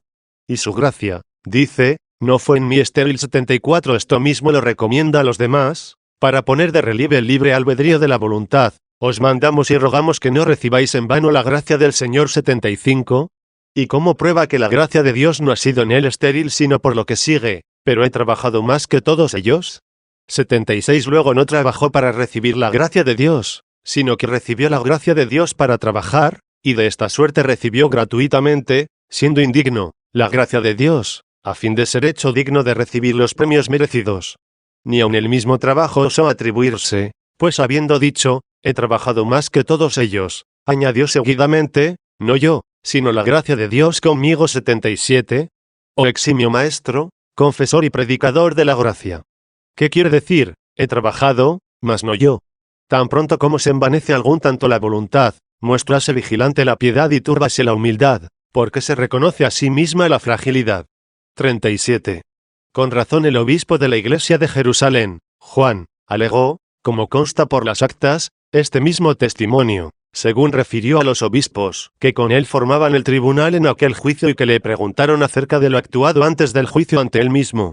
Como algunos murmuraban por lo bajo y decían que, según Pelagio afirmaba, podía el hombre alcanzar la perfección sin la gracia de Dios, es decir, como había dicho antes, podía el hombre vivir sin pecado, dijo, condenando esta doctrina, dije que el apóstol San Pablo, trabajando mucho, pero no por sus propias fuerzas, sino por la gracia de Dios, dijo, he trabajado más que todos ellos. Pero no yo, sino la gracia de Dios conmigo. 78 Y en otro lugar, no es del que corre o del que quiere, sino de Dios, que se compadece. Y en otro pasaje, si el Señor no edificare la casa, en vano trabajan los que la construyen. 79 Y como estos, cite otros testimonios de las Sagradas Escrituras. Y no quedándose aquellos satisfechos con estos testimonios, ¿por qué seguían murmurando? Dijo Pelagio, yo también lo creo así. Sea excomulgado el que diga que sin el auxilio de Dios puede alcanzar el hombre la perfección de todas las virtudes. Capítulo 15 Pelagio no desmintió las palabras del obispo Juan 38. Esto es lo que refirió el obispo Juan, oyéndolo Pelagio, el cual podía haber dicho honradamente, engáñase su santidad, ¿no recuerda bien lo sucedido? No dije así lo creo a los testimonios, que citó de las Escrituras, ya que yo no entiendo tales testimonios en el sentido de que la gracia de Dios concurra con la acción del hombre de modo que el no pecar sea obra no del que quiere ni del que corre, sino de Dios, que se compadece. Capítulo 16 Pelagio debe negar ser suya o corregir la falsa interpretación de una sentencia del apóstol 39. Hay unos comentarios a la epístola de San Pablo a los romanos atribuidos a Pelagio, en los que se lee que las palabras, no es del que quiere ni del que corre, sino de Dios, que tiene misericordia, no son palabras puestas en boca del apóstol, sino que, al escribir, se sirvió del recurso a la voz de alguien que preguntaba y replicaba, de modo que hay que leerlas como si esa afirmación no se debiera decir. Pues bien, cuando el obispo Juan, que sabía muy bien era esta sentencia del apóstol, la citó precisamente para convencer a Pelagio de que nadie sin la gracia de Dios podía evitar el pecado, y cuando después refirió en el concilio que Pelagio había dicho, yo también lo creo así, Pelagio, presente en el sínodo, no respondió, yo no lo creo así. Es, por tanto, necesario que diga que no es suya o corrija y enmiende interpretación con que se niega la sentencia del apóstol so pretexto de que se trata de palabras que han de entenderse al revés. Cuanto dijo el obispo Juan de nuestros hermanos ausentes, Eros y Lázaro, y del presbítero Orosio y de otros cuyos nombres no se expresan, paréceme que no lo interpretará como desfavorable a los mismos. De haberse hallado presentes, hubieran podido, no digo convencerle de mentiroso, sino recordarle acaso alguna falta de memoria, o alguna inexactitud cometida por el traductor latino, debida no a mala fe, sino al conocimiento imperfecto de una lengua extraña. Y sobre todo porque de lo actuado no se levantaron actas, sabiamente inventadas para que ni los insolentes mientan, ni los buenos se olviden de lo dicho. Si, con ocasión de este proceso, alguien tratase de mover algún pleito a dichos hermanos, y acusarlos ante el tribunal episcopal, ellos no dudarán en hacerse presentes. ¿Por qué hemos de preocuparnos nosotros en este punto, cuando los mismos jueces, oída la relación del obispo Juan, no creyeron conveniente tomar ninguna resolución? Capítulo 17. El apóstol no fue digno de recibir las gracias otorgadas por Dios. 40. Habiendo, pues, reconocido Pelagio con su silencio, que daba fe a los testimonios alegados de la Escritura. ¿Cómo? Es que, al recordar el texto de San Pablo, no soy digno de ser llamado apóstol, pues perseguía la iglesia de Dios, mas por la gracia de Dios soy lo que soy. 80. No se dio cuenta de que no debió decir, tratando de la abundancia de gracias que recibió el apóstol, que fue digno de recibirlas, puesto que el mismo apóstol no solo se llama a sí mismo indigno, sino que, aduciendo una razón más, prueba su indignidad, y con esto mismo enseña que la gracia es verdaderamente gracia. Y si acaso no se acordó de las palabras del santo obispo Juan dichas hacía ya algún tiempo, debió acordarse de su recentísima respuesta, y caer en la cuenta de que había condenado las doctrinas de Celestio, que se le imputaban. Una de estas doctrinas era que la gracia de Dios se da según nuestros méritos. Si Pelagio anatematizó sinceramente esta doctrina, como dice que fueron dadas al apóstol todas las gracias en razón de sus méritos, ¿acaso hay alguna diferencia entre ser digno de recibir y recibir según los méritos? ¿O es que se puede demostrar con sutilezas que alguien se dignó de algo pero que no lo merece? Pero es el caso que Celestio, o quien sea el autor del libro cuyas doctrinas condenó Pelagio, no da lugar a oscuridades ni subterfugios, porque dice resueltamente, la gracia depende de mi voluntad, sea digno, o sea indigno. Sí, pues, Pelagio condenó recta y sinceramente esta doctrina, que dice que la gracia de Dios se da en razón de los méritos y a los dignos. ¿Cómo pudo pensar y decir, decimos que Dios da todas las gracias al que fuere digno de recibirlas? En vista de esto, ¿quién no mirará con reservas la respuesta y justificación de Pelagio? 41. ¿Por qué, pues, dirá alguno, que los jueces aprobaron la respuesta de Pelagio? Hablando con franqueza, yo mismo no me lo explico. Sin duda, o la respuesta, por ser tan breve, fácilmente pasó sin ser oída o entendida, o, pensando que podía tener un sentido ortodoxo, pues Pelagio había hecho ya una confesión tan explícita, creyeron que no se debía discutir por una palabra. Es probable que a mí me hubiera sucedido lo mismo, caso de haber sido uno de los jueces de aquel tribunal. Si en vez de la palabra digno se hubiera puesto la palabra predestinado u otra semejante, no habría fundamento para dudar y desconfiar, y, no obstante, si se dijera que al que es justificado por la elección de la gracia, sin que precedan méritos buenos, se le llama digno por su predestinación, como se le llama elegido, sería difícil juzgar si tal palabra era acertada u ofendía mínimamente a la inteligencia. Por lo que a mí se refiere, sin hacer caso de esta palabra, hubiera pasado adelante, si no me hubiera hecho sospechar de la intención de Pelagio el libro que refuté, en el cual no admite otra gracia de Dios que nuestra naturaleza dotada de libre albedrío, la gracia criatura. Esto me haría pensar no en descuido no advertido, sino en una nueva doctrina que ha querido introducir. Lo que resta por decir pareció tan grave a los jueces, que lo condenaron aún antes de oír la respuesta de Pelagio. Capítulo 18. Nuevos errores de Celestio condenados por Pelagio. 42. Se le imputaron las palabras del sexto capítulo del libro de Celestio. No pueden ser llamados hijos de Dios, sino aquellos que han llegado a estar sin pecado alguno. Por tanto, según él, ni el mismo apóstol San Pablo es hijo de Dios, pues dice, no es que la haya alcanzado ya, es decir, que ya haya alcanzado la perfección. 81. Y del séptimo capítulo, que el olvido y la ignorancia no son pecado por cuanto no dependen de la voluntad, sino que son hechos necesarios. Siendo así que David dice, no te acuerdes de los pecados de mi juventud, ni de mi ignorancia. 82. Y en la ley se ofrecían sacrificios por la ignorancia lo mismo que por el pecado. 83. Del libro 10, que no existe el libre albedrío si necesita del auxilio de Dios, porque cada uno tiene su voluntad propia para hacer algo o dejar de hacerlo. Del capítulo 12, que nuestra victoria no se debe al auxilio de Dios, sino al libre albedrío, lo cual pretendió demostrar con estas palabras, nuestra es la victoria, porque por nuestra propia voluntad tomamos las armas. Así como, por el contrario, nuestra es la derrota, por cuanto voluntariamente rehusamos tomar las armas. Citó también el testimonio del apóstol San Pedro, que somos partícipes de la naturaleza divina 84 y propone muy ufano este silogismo. Si el alma no puede estar sin pecado, luego está sujeto al pecado Dios, una parte del cual, o sea el alma, está sujeta al pecado. En el capítulo 13 dice, que no se otorga el perdón a los arrepentidos por gracia y misericordia de Dios, sino por los méritos y esfuerzos de aquellos que por la penitencia fueron dignos de misericordia. Capítulo 19 Respuesta de Pelagio, su profesión de fe 43. Leído todo esto, dijo el sínodo. ¿Qué responde el monje Pelagio a todo esto que condena el sínodo y la Santa Católica Iglesia de Dios? Contestó Pelagio, repito que estas doctrinas, según el testimonio de los mismos adversarios, no son mías y así no tengo por qué defenderme. Las doctrinas que reconozco son mías, son ortodoxas. Las otras que he dicho que no son mías, las condeno según el juicio de la Santa Iglesia, anatematizando al que contravenga y contradiga la doctrina de la Santa y Católica Iglesia. Pues yo creo en la Trinidad de personas y unidad de sustancia, y en todo cuanto enseña la Santa y Católica Iglesia. Quien otra cosa enseñe, sea excomulgado.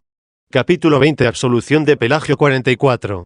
Oída esta confesión, sentenció el sínodo, puesto que Pelagio ha respondido satisfactoriamente a nuestras preguntas con las explicaciones dadas, profesando la sana doctrina y reprobando y anatematizando la doctrina contraria a la fe de la Iglesia, confesamos que es digno de la comunión eclesiástica y católica.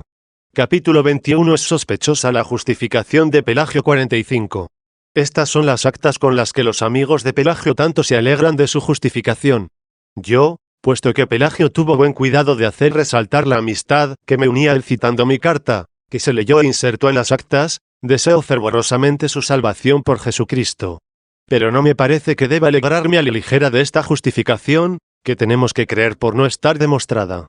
Y, al decir esto, no estoy acusando a los jueces por negligencia o connivencia, ni menos acusarlos de profesar estas doctrinas impías, pues sé con toda certidumbre que las detestan.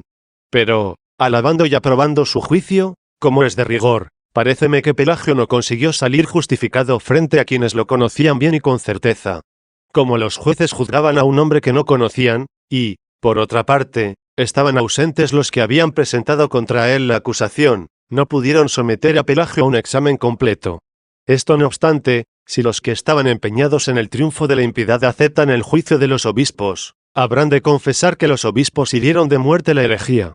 Los que conocen muy bien las doctrinas que solía predicar Pelagio, tanto los que se le opusieron midiendo sus armas con él como los que se felicitan de haber sido liberados de sus errores, ¿cómo no han de sospechar de la justificación de Pelagio al leer no la confesión llana de sus errores pasados, sino una confesión que no es ni más ni menos que declarar que nunca profesó otra doctrina que la contenida en las respuestas del proceso? Capítulo 22 Cómo conoció San Agustín a Pelagio 46. Limitándome principalmente a mis relaciones con Pelagio, he de decir que oí hablar de él primeramente, y con grandes alabanzas, antes de que llegara a Roma, y una vez aposentado en ella.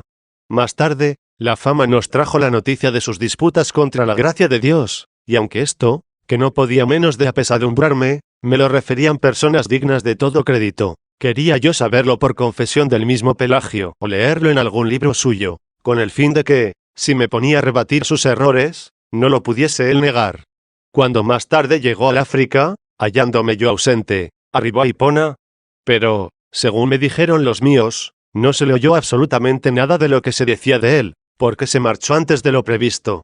Después lo vi, creo que 1 o 2 veces, en Cartago, estando yo ocupadísimo con motivo de la conferencia que íbamos a celebrar con los donatistas, pero él no tardó en dejar las costas africanas.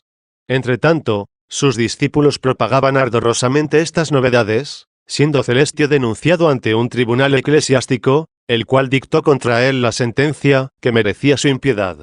Parecióme entonces lo más acertado refutar y rebatir sus errores omitiendo los nombres de las personas, con el fin de que ellos mismos, por temor de ser juzgados, se corrigiesen de sus errores antes de que los condenase el tribunal eclesiástico.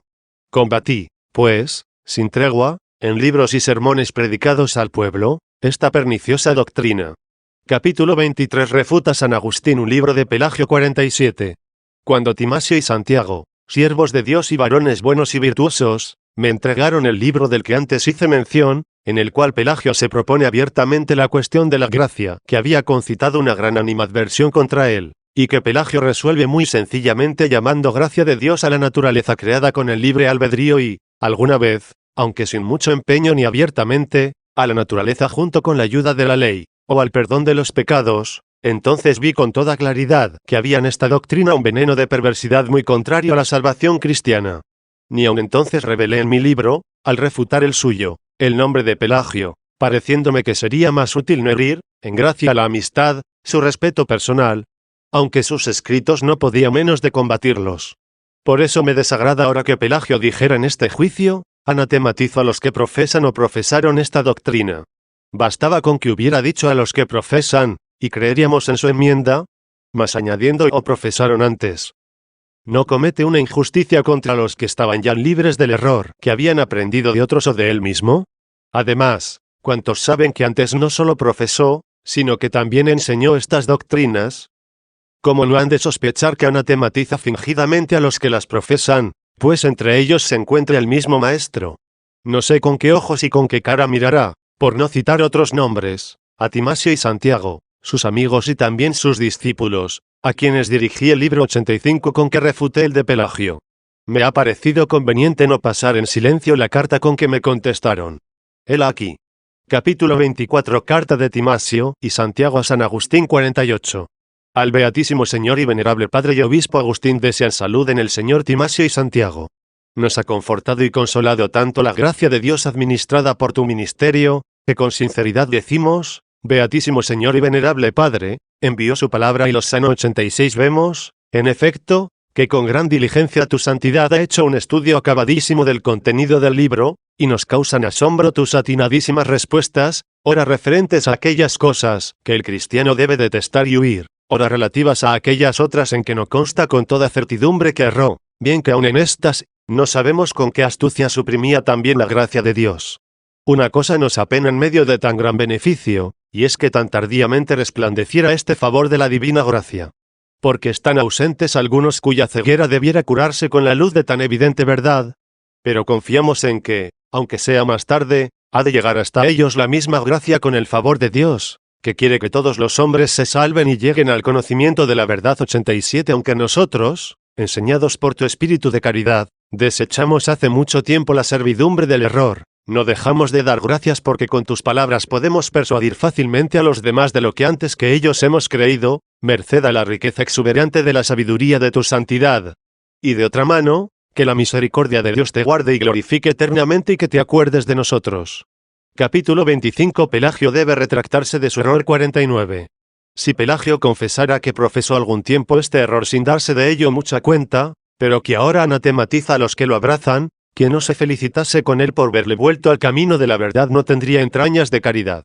Pero es el caso que no solo no ha confesado estar curado de esta peste, sino que ha anatematizado a los que de ella están liberados y que lo aman y quieren su curación, como son los que han manifestado el amor que le tienen en la carta que me escribieron, pues él era quien particularmente estaba presente en su pensamiento, cuando decían que se lamentaban de que yo hubiese escrito tan tarde mi libro, porque están ausentes, dicen, algunos cuya ceguera debiera curarse con la luz de tan evidente verdad, pero confiamos en que, aunque sea más tarde, ha de llegar hasta ellos la misma gracia con el favor de Dios, creyendo prudente callar también el nombre o los nombres, a fin de que, sin perecer la amistad, pereciese más bien el error de los amigos.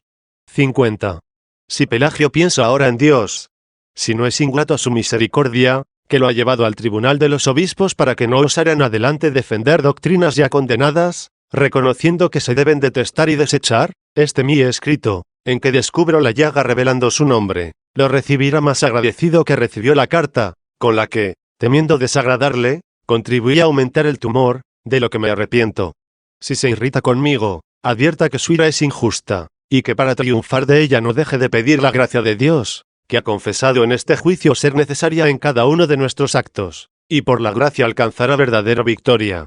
¿Qué argumento en favor de su causa pueden ser las grandes alabanzas que le tributan los obispos en sus cartas, que Pelagio tuvo buen cuidado de recordar, citar y alegar, cuando la verdad es que era muy difícil que conociesen sus perversos errores los que oían sus fervorosas y encendidas exhortaciones a la virtud? Capítulo 26. Aclaraciones sobre la carta escrita por San Agustín a Pelagio 51. Por cierto que en la carta que escribí a Pelagio, y que él citó, no solo tuve buen cuidado de no prodigarle desmedidas alabanzas, sino que, en cuanto pude, sin remover la cuestión de la gracia, insinué la necesidad de profesar la verdadera doctrina en esta materia. En el saludo le di el tratamiento de Señor, que es corriente dar a veces aún a los que no son cristianos.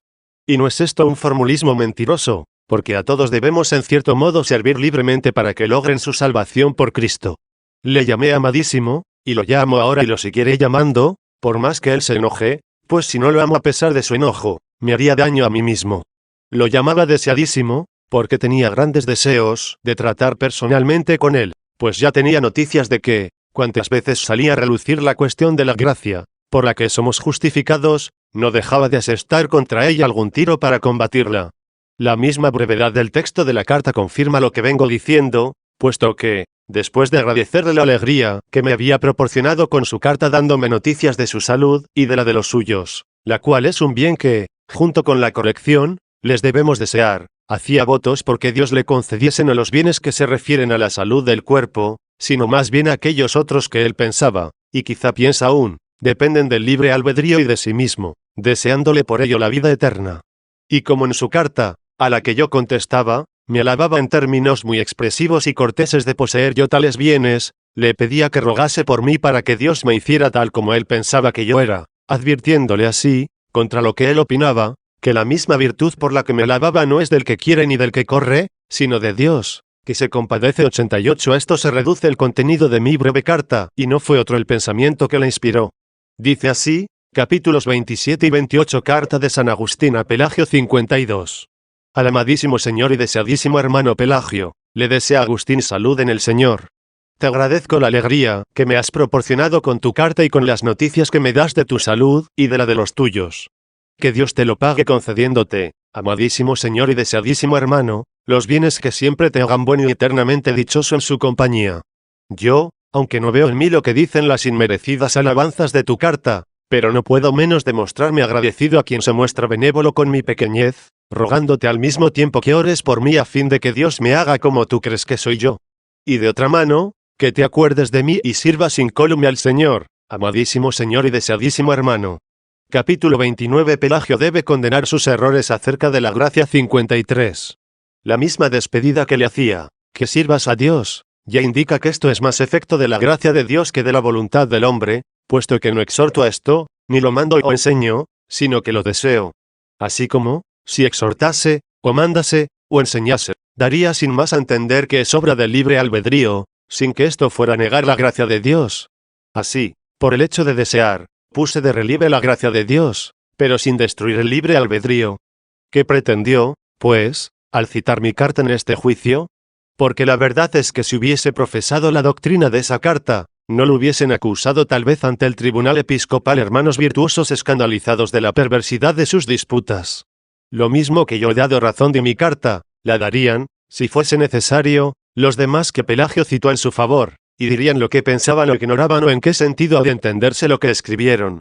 Por tanto, si Pelagio, convicto por testigos idóneos de haber escrito contra la gracia de Dios, a la que se debe nuestra vocación y justificación, no reconoce su yerro y lo anatematiza escribiendo seguidamente contra él, por más que se jacte de la amistad de cualesquiera personas santas, por más cartas que presenten las que lo alaben, por más que divulgue actas de su justificación, las personas que le conocen bien no creerán en su enmienda. Capítulo 30. Jactase Pelagio de haber sido aprobados sus errores por el Sínodo de Diospolis. 54. No debo callar algunas cosas que sucedieron después de este juicio y que hacen más fundada esta sospecha contra Pelagio. A mis manos llegó una carta atribuida a Pelagio y dirigida a un presbítero amigo suyo, el cual por carta le había pedido delicadamente no diese ocasión de que alguien se separase por el del cuerpo de la Iglesia. Entre otras cosas que sería prolijo referir, pues no hacen al caso, dice Pelagio, una sentencia de 14 obispos ha aprobado nuestro aserto de que puede el hombre vivir sin pecado y guardar fácilmente los mandamientos de Dios, si quiere. Esta sentencia, dice, confundió a los contradictores e introdujo la división entre los que conspiran para el mal. Sea esta carta de Pelagio o sea de otro que la haya publicado con el nombre de Pelagio. ¿Quién no ve claramente que el error llega a celebrar como una victoria el mismo juicio en que fue convicto y condenado? Porque ese es el tenor de las palabras que se citan de Pelagio y el que se lee en su libro de los capítulos. Pero no son esas las palabras textuales en las acusaciones del juicio y en las respuestas dadas por Pelagio, pues los que presentaron la acusación omitieron, no sé por qué descuido, una palabra de no pequeña importancia en la cuestión. Pusieron que había dicho, puede el hombre, si quiere, vivir sin pecado y guardar los mandamientos de Dios. Ni el mismo Pelagio, pues, dijo guardar fácilmente, sino guardar. Entre las cosas sobre las que me consultó Hilario, a quien respondí, se acusaba a Pelagio de haber dicho en otro pasaje de sus escritos que puede el hombre vivir sin pecado, si quiere. A lo cual respondió, ya se dijo antes que el hombre puede vivir sin pecado. Ni en esta ocasión, pues, los acusadores de Pelagio ni el mismo Pelagio mencionaron la palabra fácilmente.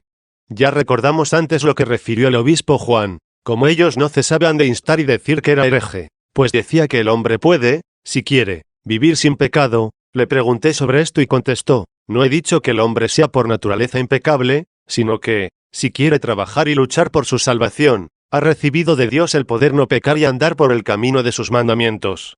Murmurando entonces algunos y diciendo que Pelagio enseñaba que puede el hombre sin la gracia de Dios alcanzar la perfección, condenando esto, dije que el apóstol San Pablo, trabajando mucho, pero no por sus propias fuerzas, sino por la gracia de Dios, dijo, he trabajado más que todos ellos, pero no yo, sino la gracia de Dios conmigo. 89 y lo demás que antes cité. 55. ¿Cómo es, pues, que en esta carta llegan al extremo de gloriarse y jactarse de haber hecho admitir a los 14 obispos, sus jueces, no solo la posibilidad de no pecar, sino también, como se lee en el libro de los capítulos, la facilidad de no pecar? No consta por las actas que ni en los cargos ni en los descargos se trató de tal facilidad. Como esta palabra ha de ser favorable a la justificación y respuestas de Pelagio, si el mismo obispo Juan dijo que éste había declarado que, según él, quien no podía pecar era aquel que quisiese trabajar y luchar por su salvación, y si, durante el proceso, al tener que defenderse en el juicio, confesó que podía vivir el hombre sin pecado con su esfuerzo y la gracia de Dios, ¿cómo puede hacerse con facilidad lo que se ejecuta con trabajo? Paréceme que el sentido común está de nuestra parte, al reconocer que donde hay trabajo no hay facilidad. Pues, esto no obstante, he aquí que esa carta, toda orgullo y arrogancia, vuela por el mundo y, adelantándose con rapidez a la divulgación calculadamente lenta de las actas, llega a manos de todos diciendo que 14 obispos orientales aprobaron no solamente que el hombre puede vivir sin pecado y guardar los mandamientos de Dios, sino que puede guardarlos fácilmente. Y no se nombra para nada el auxilio de Dios, sino que se dice si quiere. De donde resulta que, no diciéndose nada de la gracia de Dios, que era el punto neurálgico de la cuestión, tan solo se destaca en la carta, desdichada y mentirosamente victoriosa, la soberbia humana. Pero los hechos son que el obispo Juan condenó esta doctrina y abatió con los rayos de 3 testimonios divinos estos como montes gigantescos alzados contra la sobreeminencia de la divina gracia, y que los demás obispos, jueces juntamente con él en este proceso, no pudieron llevar con paciencia, ni siquiera oír a Pelagio cuando decía, dije que el hombre puede vivir, si quiere, sin pecado y guardar los mandamientos de Dios, hasta que explicó, puesto que Dios le ha dado esta posibilidad, no sabían ellos que Pelagio decía esto de la naturaleza, no de la gracia predicada por el apóstol, y luego añadió, no dije que haya ningún hombre que llegue sin pecado a la ancianidad, sino que, convertido de sus pecados, puede vivir sin pecado por su propio esfuerzo y con la gracia de Dios. Que es lo mismo que los jueces declararon en la sentencia diciendo había confesado rectamente que puede el hombre vivir sin pecado con el auxilio y la gracia de Dios, porque temían, si esto negaban, hacer una injuria no a la capacidad del hombre, sino a la gracia de Dios. Pero no se definió cuando el hombre llega a ser impecable, lo cual es posible con la gracia de Dios, según la sentencia de los jueces. No se definió, digo, sí, en tanto que dura la lucha de la carne contra el espíritu, hay o habrá algún hombre, gozando del uso de su razón y libertad, sea en medio del mundanal ruido, sea en la soledad de la vida monacal, que no tenga necesidad de decir, no refiriéndose a los demás, sino a sí mismo, perdónanos nuestras deudas. 90 o si más bien se alcanzará esta impecabilidad cuando seamos semejantes a Él, porque lo veremos como es. 91 Cuando no dirán ya los que luchaban, veo otra ley en mis miembros que contradice a la ley de mi mente. 92 Sino que dirán los que han triunfado. ¿Dónde está, oh muerte, tu victoria? ¿Dónde está tu aguijón? 93 Pero esta no es cuestión que se haya de debatir entre los católicos y los herejes, sino, si acaso, Punto que debe discutirse entre los católicos con espíritu de caridad. Capítulo XXXI. ¿Fue sincera la profesión de fe de Pelagio? 56. ¿Cómo podemos creer que Pelagio, dando por supuesto que esta carta sea de él, haya hecho una confesión católica de la gracia, que no es la naturaleza dotada de libre albedrío, ni la ciencia de la ley, ni tan solo el perdón de los pecados, sino la gracia necesaria en cada uno de nuestros actos, y que haya anatematizado sinceramente a los que sienten de otra manera, cuando, por una parte, en su carta habla de la facilidad de no pecar, de lo que no se trató en el juicio, diciendo que esto lo aprobaron los jueces, y por otra parte no habla de la gracia de Dios, con cuya confesión pudo, sin evadir la sentencia eclesiástica de condena? Capítulo XXXI. Mala fe de Pelagio en la relación de las actas del Sínodo Diospolitano 57. Hay algo más que no debo callar. En la breve carta escrita para justificarse, y que me remitió por conducto de un tal Caro, ciudadano de Hipona y diácono de Oriente, cuenta las cosas de muy diferente manera de cómo se refieren en las actas episcopales. Lo que refieren las actas tiene un sentido católico más sano, más ortodoxo y más claro contra las abominables afirmaciones heréticas. Como leí la carta antes de llegar a mis manos las actas, ignoraba si en la carta había copiado las mismas palabras de que se sirvió estando presente en el juicio son pocas, y hago caso omiso de alguna variante sin importancia. Capítulo XXXI. Pelagio no es sincero en su carta, pero me desagradó que, según parece, dejó a su cuenta defender algunas de las opiniones de Celestio, que condenó claramente en el juicio. Porque dijo que algunas de ellas no eran suyas, contentándose con añadir que no tenía por qué dar explicaciones sobre las mismas. Pero no quiso condenarlas en aquella breve carta. Helas aquí, que Adán fue creado mortal y que, ora pecase, ora no pecase, estaba sujeto a la muerte. Que el pecado de Adán tan solo a él le perjudicó y no al género humano. Que la ley conduce al cielo lo mismo que el Evangelio. Que los niños recién nacidos se hallan en el mismo estado que tuvo Adán antes de pecar. Que ni por la muerte o pecado de Adán perece todo el género humano, ni por la resurrección de Cristo resucitan todos los hombres. Que los niños, aunque no sean bautizados, alcanzan la vida eterna. Que los ricos bautizados, si no renuncian a todos sus bienes, aunque crean que hacen buenas obras, de nada les sirven y pueden alcanzar la vida eterna.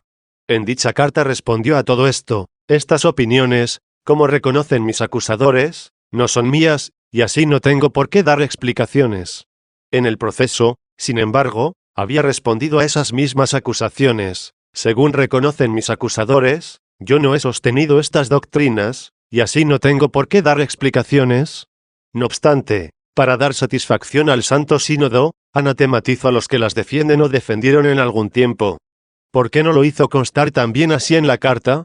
No se necesitaba mucha tinta, ni muchas palabras, ni mucho tiempo, ni alargar mucho la carta. Pero, ¿quién no echa de ver que se hizo así de intento, para que, con pretexto de haberse procurado abreviar las actas, se divulgase pronto la carta por todas partes? Así todos creerían que podían defenderse estas doctrinas, de las que se había acusado a Pelagio, pero sin probarse que fueran en efecto suyas y sin que hubiesen sido condenadas o anatematizadas. 58. En la misma carta recoge muchos cargos que se le hicieron tomados del libro de Celestio. Pero no copió por separado, como rezan las actas, las dos respuestas con que anatematizó los referidos capítulos, sino que puso una sola respuesta a todas las objeciones. Podría achacar este procedimiento al deseo de abreviar, si no fuera porque aprecié algún interés por su parte en este asunto. Porque termina así su carta: repito que estas doctrinas, y según su propio testimonio, no son mías, y así, tal como dije, no tengo por qué defenderme.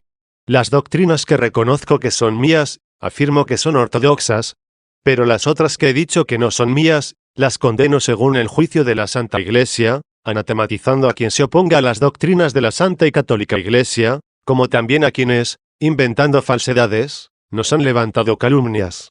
Esto último no se lee en las actas, bien que no es detalle de importancia en lo que venimos diciendo. Sean igualmente anatematizados los inventores de falsedades que los calumniaron. Cuando leí, las que he dicho que no son mías las condeno según el juicio de la Santa Iglesia, yo no sabía, porque la carta nada dice y yo no había leído aún las actas, que la Iglesia había pronunciado ya su juicio, y así bien esas palabras su promesa de sentir con la Iglesia, no según lo que la Iglesia había ya juzgado, sino según juzgase al pronunciarse sobre esos capítulos, y vi asimismo su promesa de condenar no lo que la Iglesia ya había reprobado, sino lo que en adelante reprobase, incluyendo en esto lo que añadió, anatematizando a quien se oponga o contradiga las doctrinas de la Santa Iglesia Católica. Pero la verdad es que, como rezan las actas, los 14 obispos ya habían pronunciado acerca de estas cosas su sentencia, en consonancia con la cual dijo que reprobaba todas ellas y que anatematizaba a los que, profesándolas, rechazaban la sentencia que ya estaba dada, según dicen las actas. Ya habían dicho los jueces, que responde a estos capítulos, que se han leído el monje Pelagio, aquí presente. Pues esto lo reprueba el Santo Sínodo y la Santa Iglesia Católica. Pero los que desconocen esto, y solo leen esta carta, creen que pueden defenderse algunas de aquellas doctrinas por no haber sido juzgadas por el Sínodo como contrarias a la doctrina católica, y que Pelagio se mostró dispuesto a sentir acerca de ellas no según lo que la Iglesia ya había juzgado, sino según lo que en adelante juzgare. Así que la carta en cuestión no dice lisa y llanamente, como lo dicen las actas, que fueron condenadas por el juicio de 14 obispos las doctrinas de esa herejía que se propagaba y extendía con arrogante audacia. Si tuvo miedo de contar los hechos como sucedieron, que se corrija y no lleve a mal nuestra vigilancia, más bien tardía. Pero, si no hubo tales temores y nuestra sospecha no es fundada, ya que somos humanos, que perdone, con tal de que impugnen adelante las doctrinas, que fueron condenadas y anatematizadas en el proceso, que le dio ocasión de defenderse, no sea que, negándose a hacerlo así, se haga sospechoso de haberlas defendido antes y de seguir defendiéndolas ahora. Capítulo XXX y V. La absolución de Pelagio no equivale a una aprobación de su herejía 59. Me ha parecido conveniente dedicarte este libro, que tal vez no parecerá demasiado voluminoso si se tiene en cuenta la grave importancia del asunto, para que, si no te desagrada, lo des a conocer con tu autoridad, siempre mayor que mi exiguo ingenio, a cuantos lo necesiten, a fin de que sean vencidos la vanidad y el apasionamiento de los que piensan que, absuelto Pelagio, los obispos orientales aprobaron tales errores, que en mala hora se extienden con gravísimo daño de la fe cristiana, en contra de la gracia, por la que somos llamados y justificados. La verdad cristiana siempre condenó estos errores, y los condenó la autoridad de 14 obispos, que hubieran condenado al mismo Pelagio, de no haberlos anatematizado también Pelagio. Y ahora, una vez que hemos cumplido los deberes de la caridad fraterna con él, y por su causa y en bien suyo hemos cumplido nuestra obligación, digamos en pocas palabras como, a un absuelto Pelagio, de cara a los hombres, de lo cual nadie duda, esto no obstante, la herejía, digna de ser condenada siempre por el juicio de Dios, fue condenada por el juicio de 14 obispos orientales. Capítulo XXXV. Absolución de Pelagio y resumen de las actas 60. La sentencia final del sínodo fue de este tenor, en vista de las satisfactorias explicaciones de Pelagio, aquí presente, que profesa la sana doctrina y condena y anatematiza la que es contraria a la fe de la Iglesia, declaramos, que es digno de la comunión eclesiástica y católica. Dos cosas hace resaltar en el monje Pelagio la breve sentencia de los obispos. Primero, que profesa la sana doctrina de la Iglesia. Segundo, que condena y anatematiza la doctrina contraria a la Iglesia. Teniendo esto en cuenta, los obispos lo juzgaron como miembro de la comunión eclesiástica y católica. Recapitulemos brevemente lo expuesto hasta aquí para ver en qué palabras de Pelagio, durante el proceso, pudieron basarse los obispos, y en qué medida pudieron juzgar sobre evidencias para ver con claridad en las dos partes de la sentencia. Ya dije antes que Pelagio condenó y anatematizó las doctrinas que le achacaron y que dijo no eran suyas. Resumamos, pues, lo actuado en esta causa. 61. Como no podía menos de cumplirse lo que dice el apóstol, es necesario que haya herejías, a fin de que se destaquen entre vosotros los de probada virtud. 94. Después de las antiguas herejías surgió esta nueva herejía, inventada no por obispos, presbíteros o clérigos, sino por una especie de monjes, combatiendo, so pretexto de defender la libertad, la gracia que nos es dada por nuestro Señor Jesucristo, y destruyendo el fundamento de la fe cristiana, del que está escrito, por un hombre vino la muerte y por un hombre la resurrección de los muertos, y así como en Adán mueren todos, así también todos serán vivificados en Cristo. 95. Y negando la necesidad del auxilio de Dios en cada uno de nuestros actos, afirmando que para no pecar y ser justos puede bastar la naturaleza humana, dotada desde su creación del libre albedrío, y que esa es la gracia de Dios, porque fuimos creados de manera que todo esto lo podamos hacer por nuestra voluntad, dándonos a la vez la ayuda de la ley y de los mandamientos. Él perdona a quienes se arrepienten de los pecados pasados. Que solo en estos dones consiste la gracia de Dios, y no en la ayuda prestada a cada uno de nuestros actos, porque puede el hombre vivir sin pecado y guardar fácilmente, si quiere, los mandamientos de Dios. 62. Después que la herejía había engañado a muchos y llevado la inquietud al ánimo de los hermanos, que no había logrado seducir, Celestio, uno de los novadores, fue acusado ante el tribunal de la Iglesia de Cartago y condenado por el juicio de los obispos. Algunos años más tarde, Pelagio, que es considerado como maestro de Celestio, fue acusado de profesar esta herejía y hubo de responder ante el tribunal episcopal, y leídas las acusaciones contra él formuladas por los obispos galos Eros y Lázaro, imposibilitados de asistir al juicio por enfermedad de uno de ellos, 14 obispos de la provincia de Palestina declararon a Pelagio, en vista de sus respuestas, libre de esta herejía, pero condenaron claramente la herejía. Aprobaron, a tenor de las respuestas de Pelagio a quienes lo acusaban, que el conocimiento de la ley ayuda al hombre a no pecar, según está escrito, dioles como ayuda a la ley. 96 Pero no concluyeron de aquí que este conocimiento de la ley sea la gracia, de la que dice San Pablo: ¿Quién me librará de este cuerpo de muerte? La gracia de Dios por Jesucristo nuestro Señor. Ni aprobaron lo que Pelagio había dicho, todos se rigen por su voluntad, sin reconocer al mismo tiempo que los rige Dios, por cuanto respondió, que había dicho esto por razón del libre albedrío, a quien Dios ayuda cuando elige el bien. Pero que cuando el hombre peca, la culpa es suya, puesto que es libre. Aprobaron asimismo que el día del juicio no habrá misericordia para los malvados y pecadores, sino que serán castigados con el fuego eterno. 97 Porque Pelagio respondió que decía esto en conformidad con el Evangelio, irán estos al eterno suplicio, y los justos a la vida eterna. Al decir que todos los pecadores habían de ir al infierno, no había querido Pelagio negar la doctrina clara de San Pablo cuando afirma que algunos se salvarán pasando por el fuego.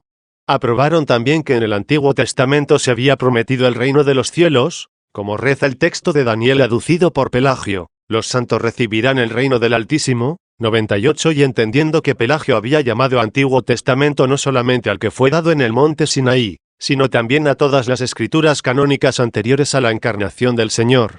Los jueces no aprobaron la sentencia de Pelagio, que puede el hombre, si quiere, vivir sin pecado, en el sentido de que para ello basta el libre albedrío del hombre, como enseña en su libro Pelagio y se deduce de las palabras si quiere, usadas por Pelagio.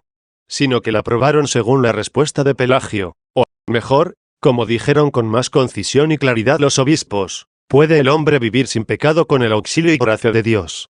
Con todo, no se dijo cuándo los santos han de lograr esta perfección, si en este cuerpo de muerte o cuando la muerte sea absorbida por la victoria.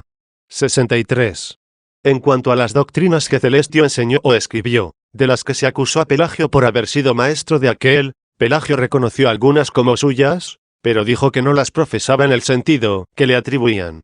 Así, por ejemplo, que antes de la encarnación del Señor vivieron algunos santa y virtuosamente. Se comentaba que Celestio había dicho, vivieron sin pecado. Respecto a lo enseñado por Celestio, que la Iglesia no tiene mancha ni arruga, explicó Pelagio, que él lo había dicho porque con el bautismo se purifica de toda mancha y arruga la Iglesia, y es voluntad de Dios que persevere así. Celestio había dicho, hacemos más de lo que está mandado en la ley y el Evangelio. Pelagio dijo que él se refería a la virginidad, de la que dice San Pablo, no tengo mandamiento del Señor. 99 Otra de las acusaciones había sido la afirmación de Pelagio de que todos los hombres pueden tener todas las virtudes y gracias, con lo que se suprime la diversidad de gracias, que el apóstol enseña. Pelagio contestó que él no suprimía la diversidad de gracias, sino que decía que Dios da todas las gracias a quien fuere digno de recibirlas, como las dio a San Pablo. 64. Estas 4 sentencias no las aprobó el tribunal episcopal según el sentido que les daba Celestio, sino según el sentido explicado en las respuestas de Pelagio. Vieron que una cosa era vivir sin pecado y otra vivir santa y virtuosamente, como, en efecto, vivieron algunos antes de la venida de Cristo, según consta por la Escritura. Aunque la Iglesia no viva en este mundo sin mancha ni arruga, es cierto que se purifica en el bautismo de toda mancha y arruga y que es voluntad del Señor que así persevere, y perseverará, pues sin mancha ni arruga reinará en la gloria eterna. Es asimismo cierto que la perpetua virginidad, que no es cosa mandada, es más perfecta que la pureza conyugal, que cae bajo mandamiento, y que, aunque muchos guardan perpetua continencia, sin embargo, no carecen de pecado. Cierto también que San Pablo poseyó todas las gracias, que él mismo enumeró en un pasaje de sus epístolas. pero en lo tocante si fue digno de recibirlas, o bien dejaron entrever en cierta manera que no fue digno por sus méritos, sino por predestinación de Dios, pues él mismo dice, no soy digno o no soy idóneo para ser llamado apóstol. O tal vez esa palabra esconde el sentido que le querían dar, y que, por parte de Pelagio, solo él lo sabrá. Estos son los puntos en los cuales, según la sentencia de los obispos, Pelagio profesa la sana doctrina. 65.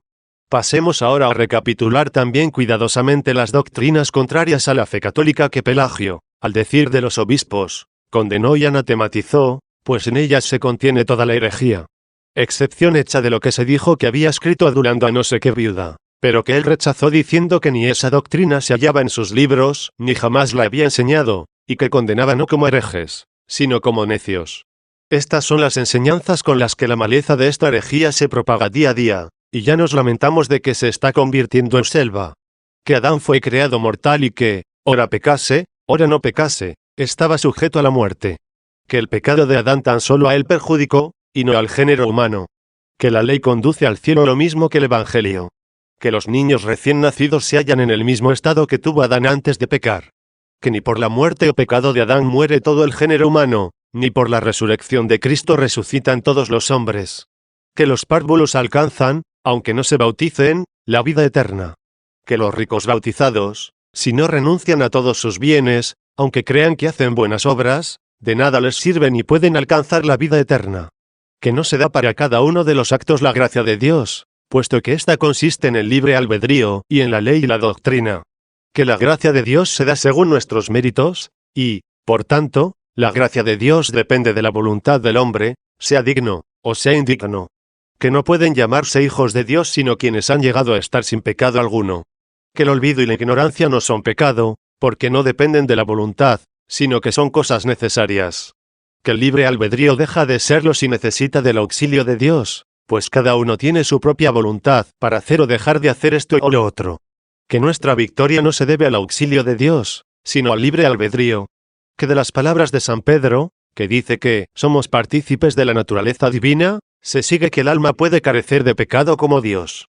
En el capítulo 11 de un libro que no lleva el nombre de su autor, pero que se atribuye a Celestio, he visto expresada esta doctrina en estos términos. ¿Cómo puede uno haber sido hecho partícipe de una cosa, si no participa de su estado y virtud?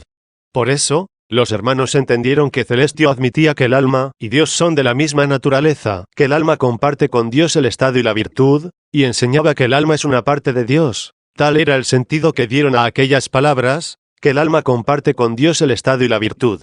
La última de las acusaciones fue esta, que a los que se arrepienten no se les otorga el perdón por gracia y misericordia de Dios, sino por los méritos y esfuerzos de los que por la penitencia se han hecho dignos de misericordia. Los jueces absolvieron a Pelagio en vista de que negaba y anatematizaba estas doctrinas, y los argumentos con que se las quiso probar, y declararon que de hecho las había condenado al reprobar y condenar lo que fuera contrario a la fe católica. Cualquiera, pues, que sea la manera como Celestio enseña o deja de enseñar estas doctrinas, y prescindiendo de lo que Pelagio haya opinado o dejado de opinar acerca de ellas, alegrémonos y demos gracias a Dios y ensalcémosle porque la Iglesia ha condenado con su juicio tamañas impiedades de esta novísima herejía. 66. Nos abstenemos ahora de referir las atrocidades cometidas con increíble audacia, según se dice, por una turba de desalmados, perversos secuaces de Pelagio, que llevaron su furia malvada al extremo de perseguir de muerte a los siervos y siervas de Dios encomendados a la solicitud del santo presbítero Jerónimo, y mataron a un diácono, y pegaron fuego a los monasterios, salvándose a duras penas, por la misericordia de Dios, el mismo Jerónimo en una torre bien fortificada.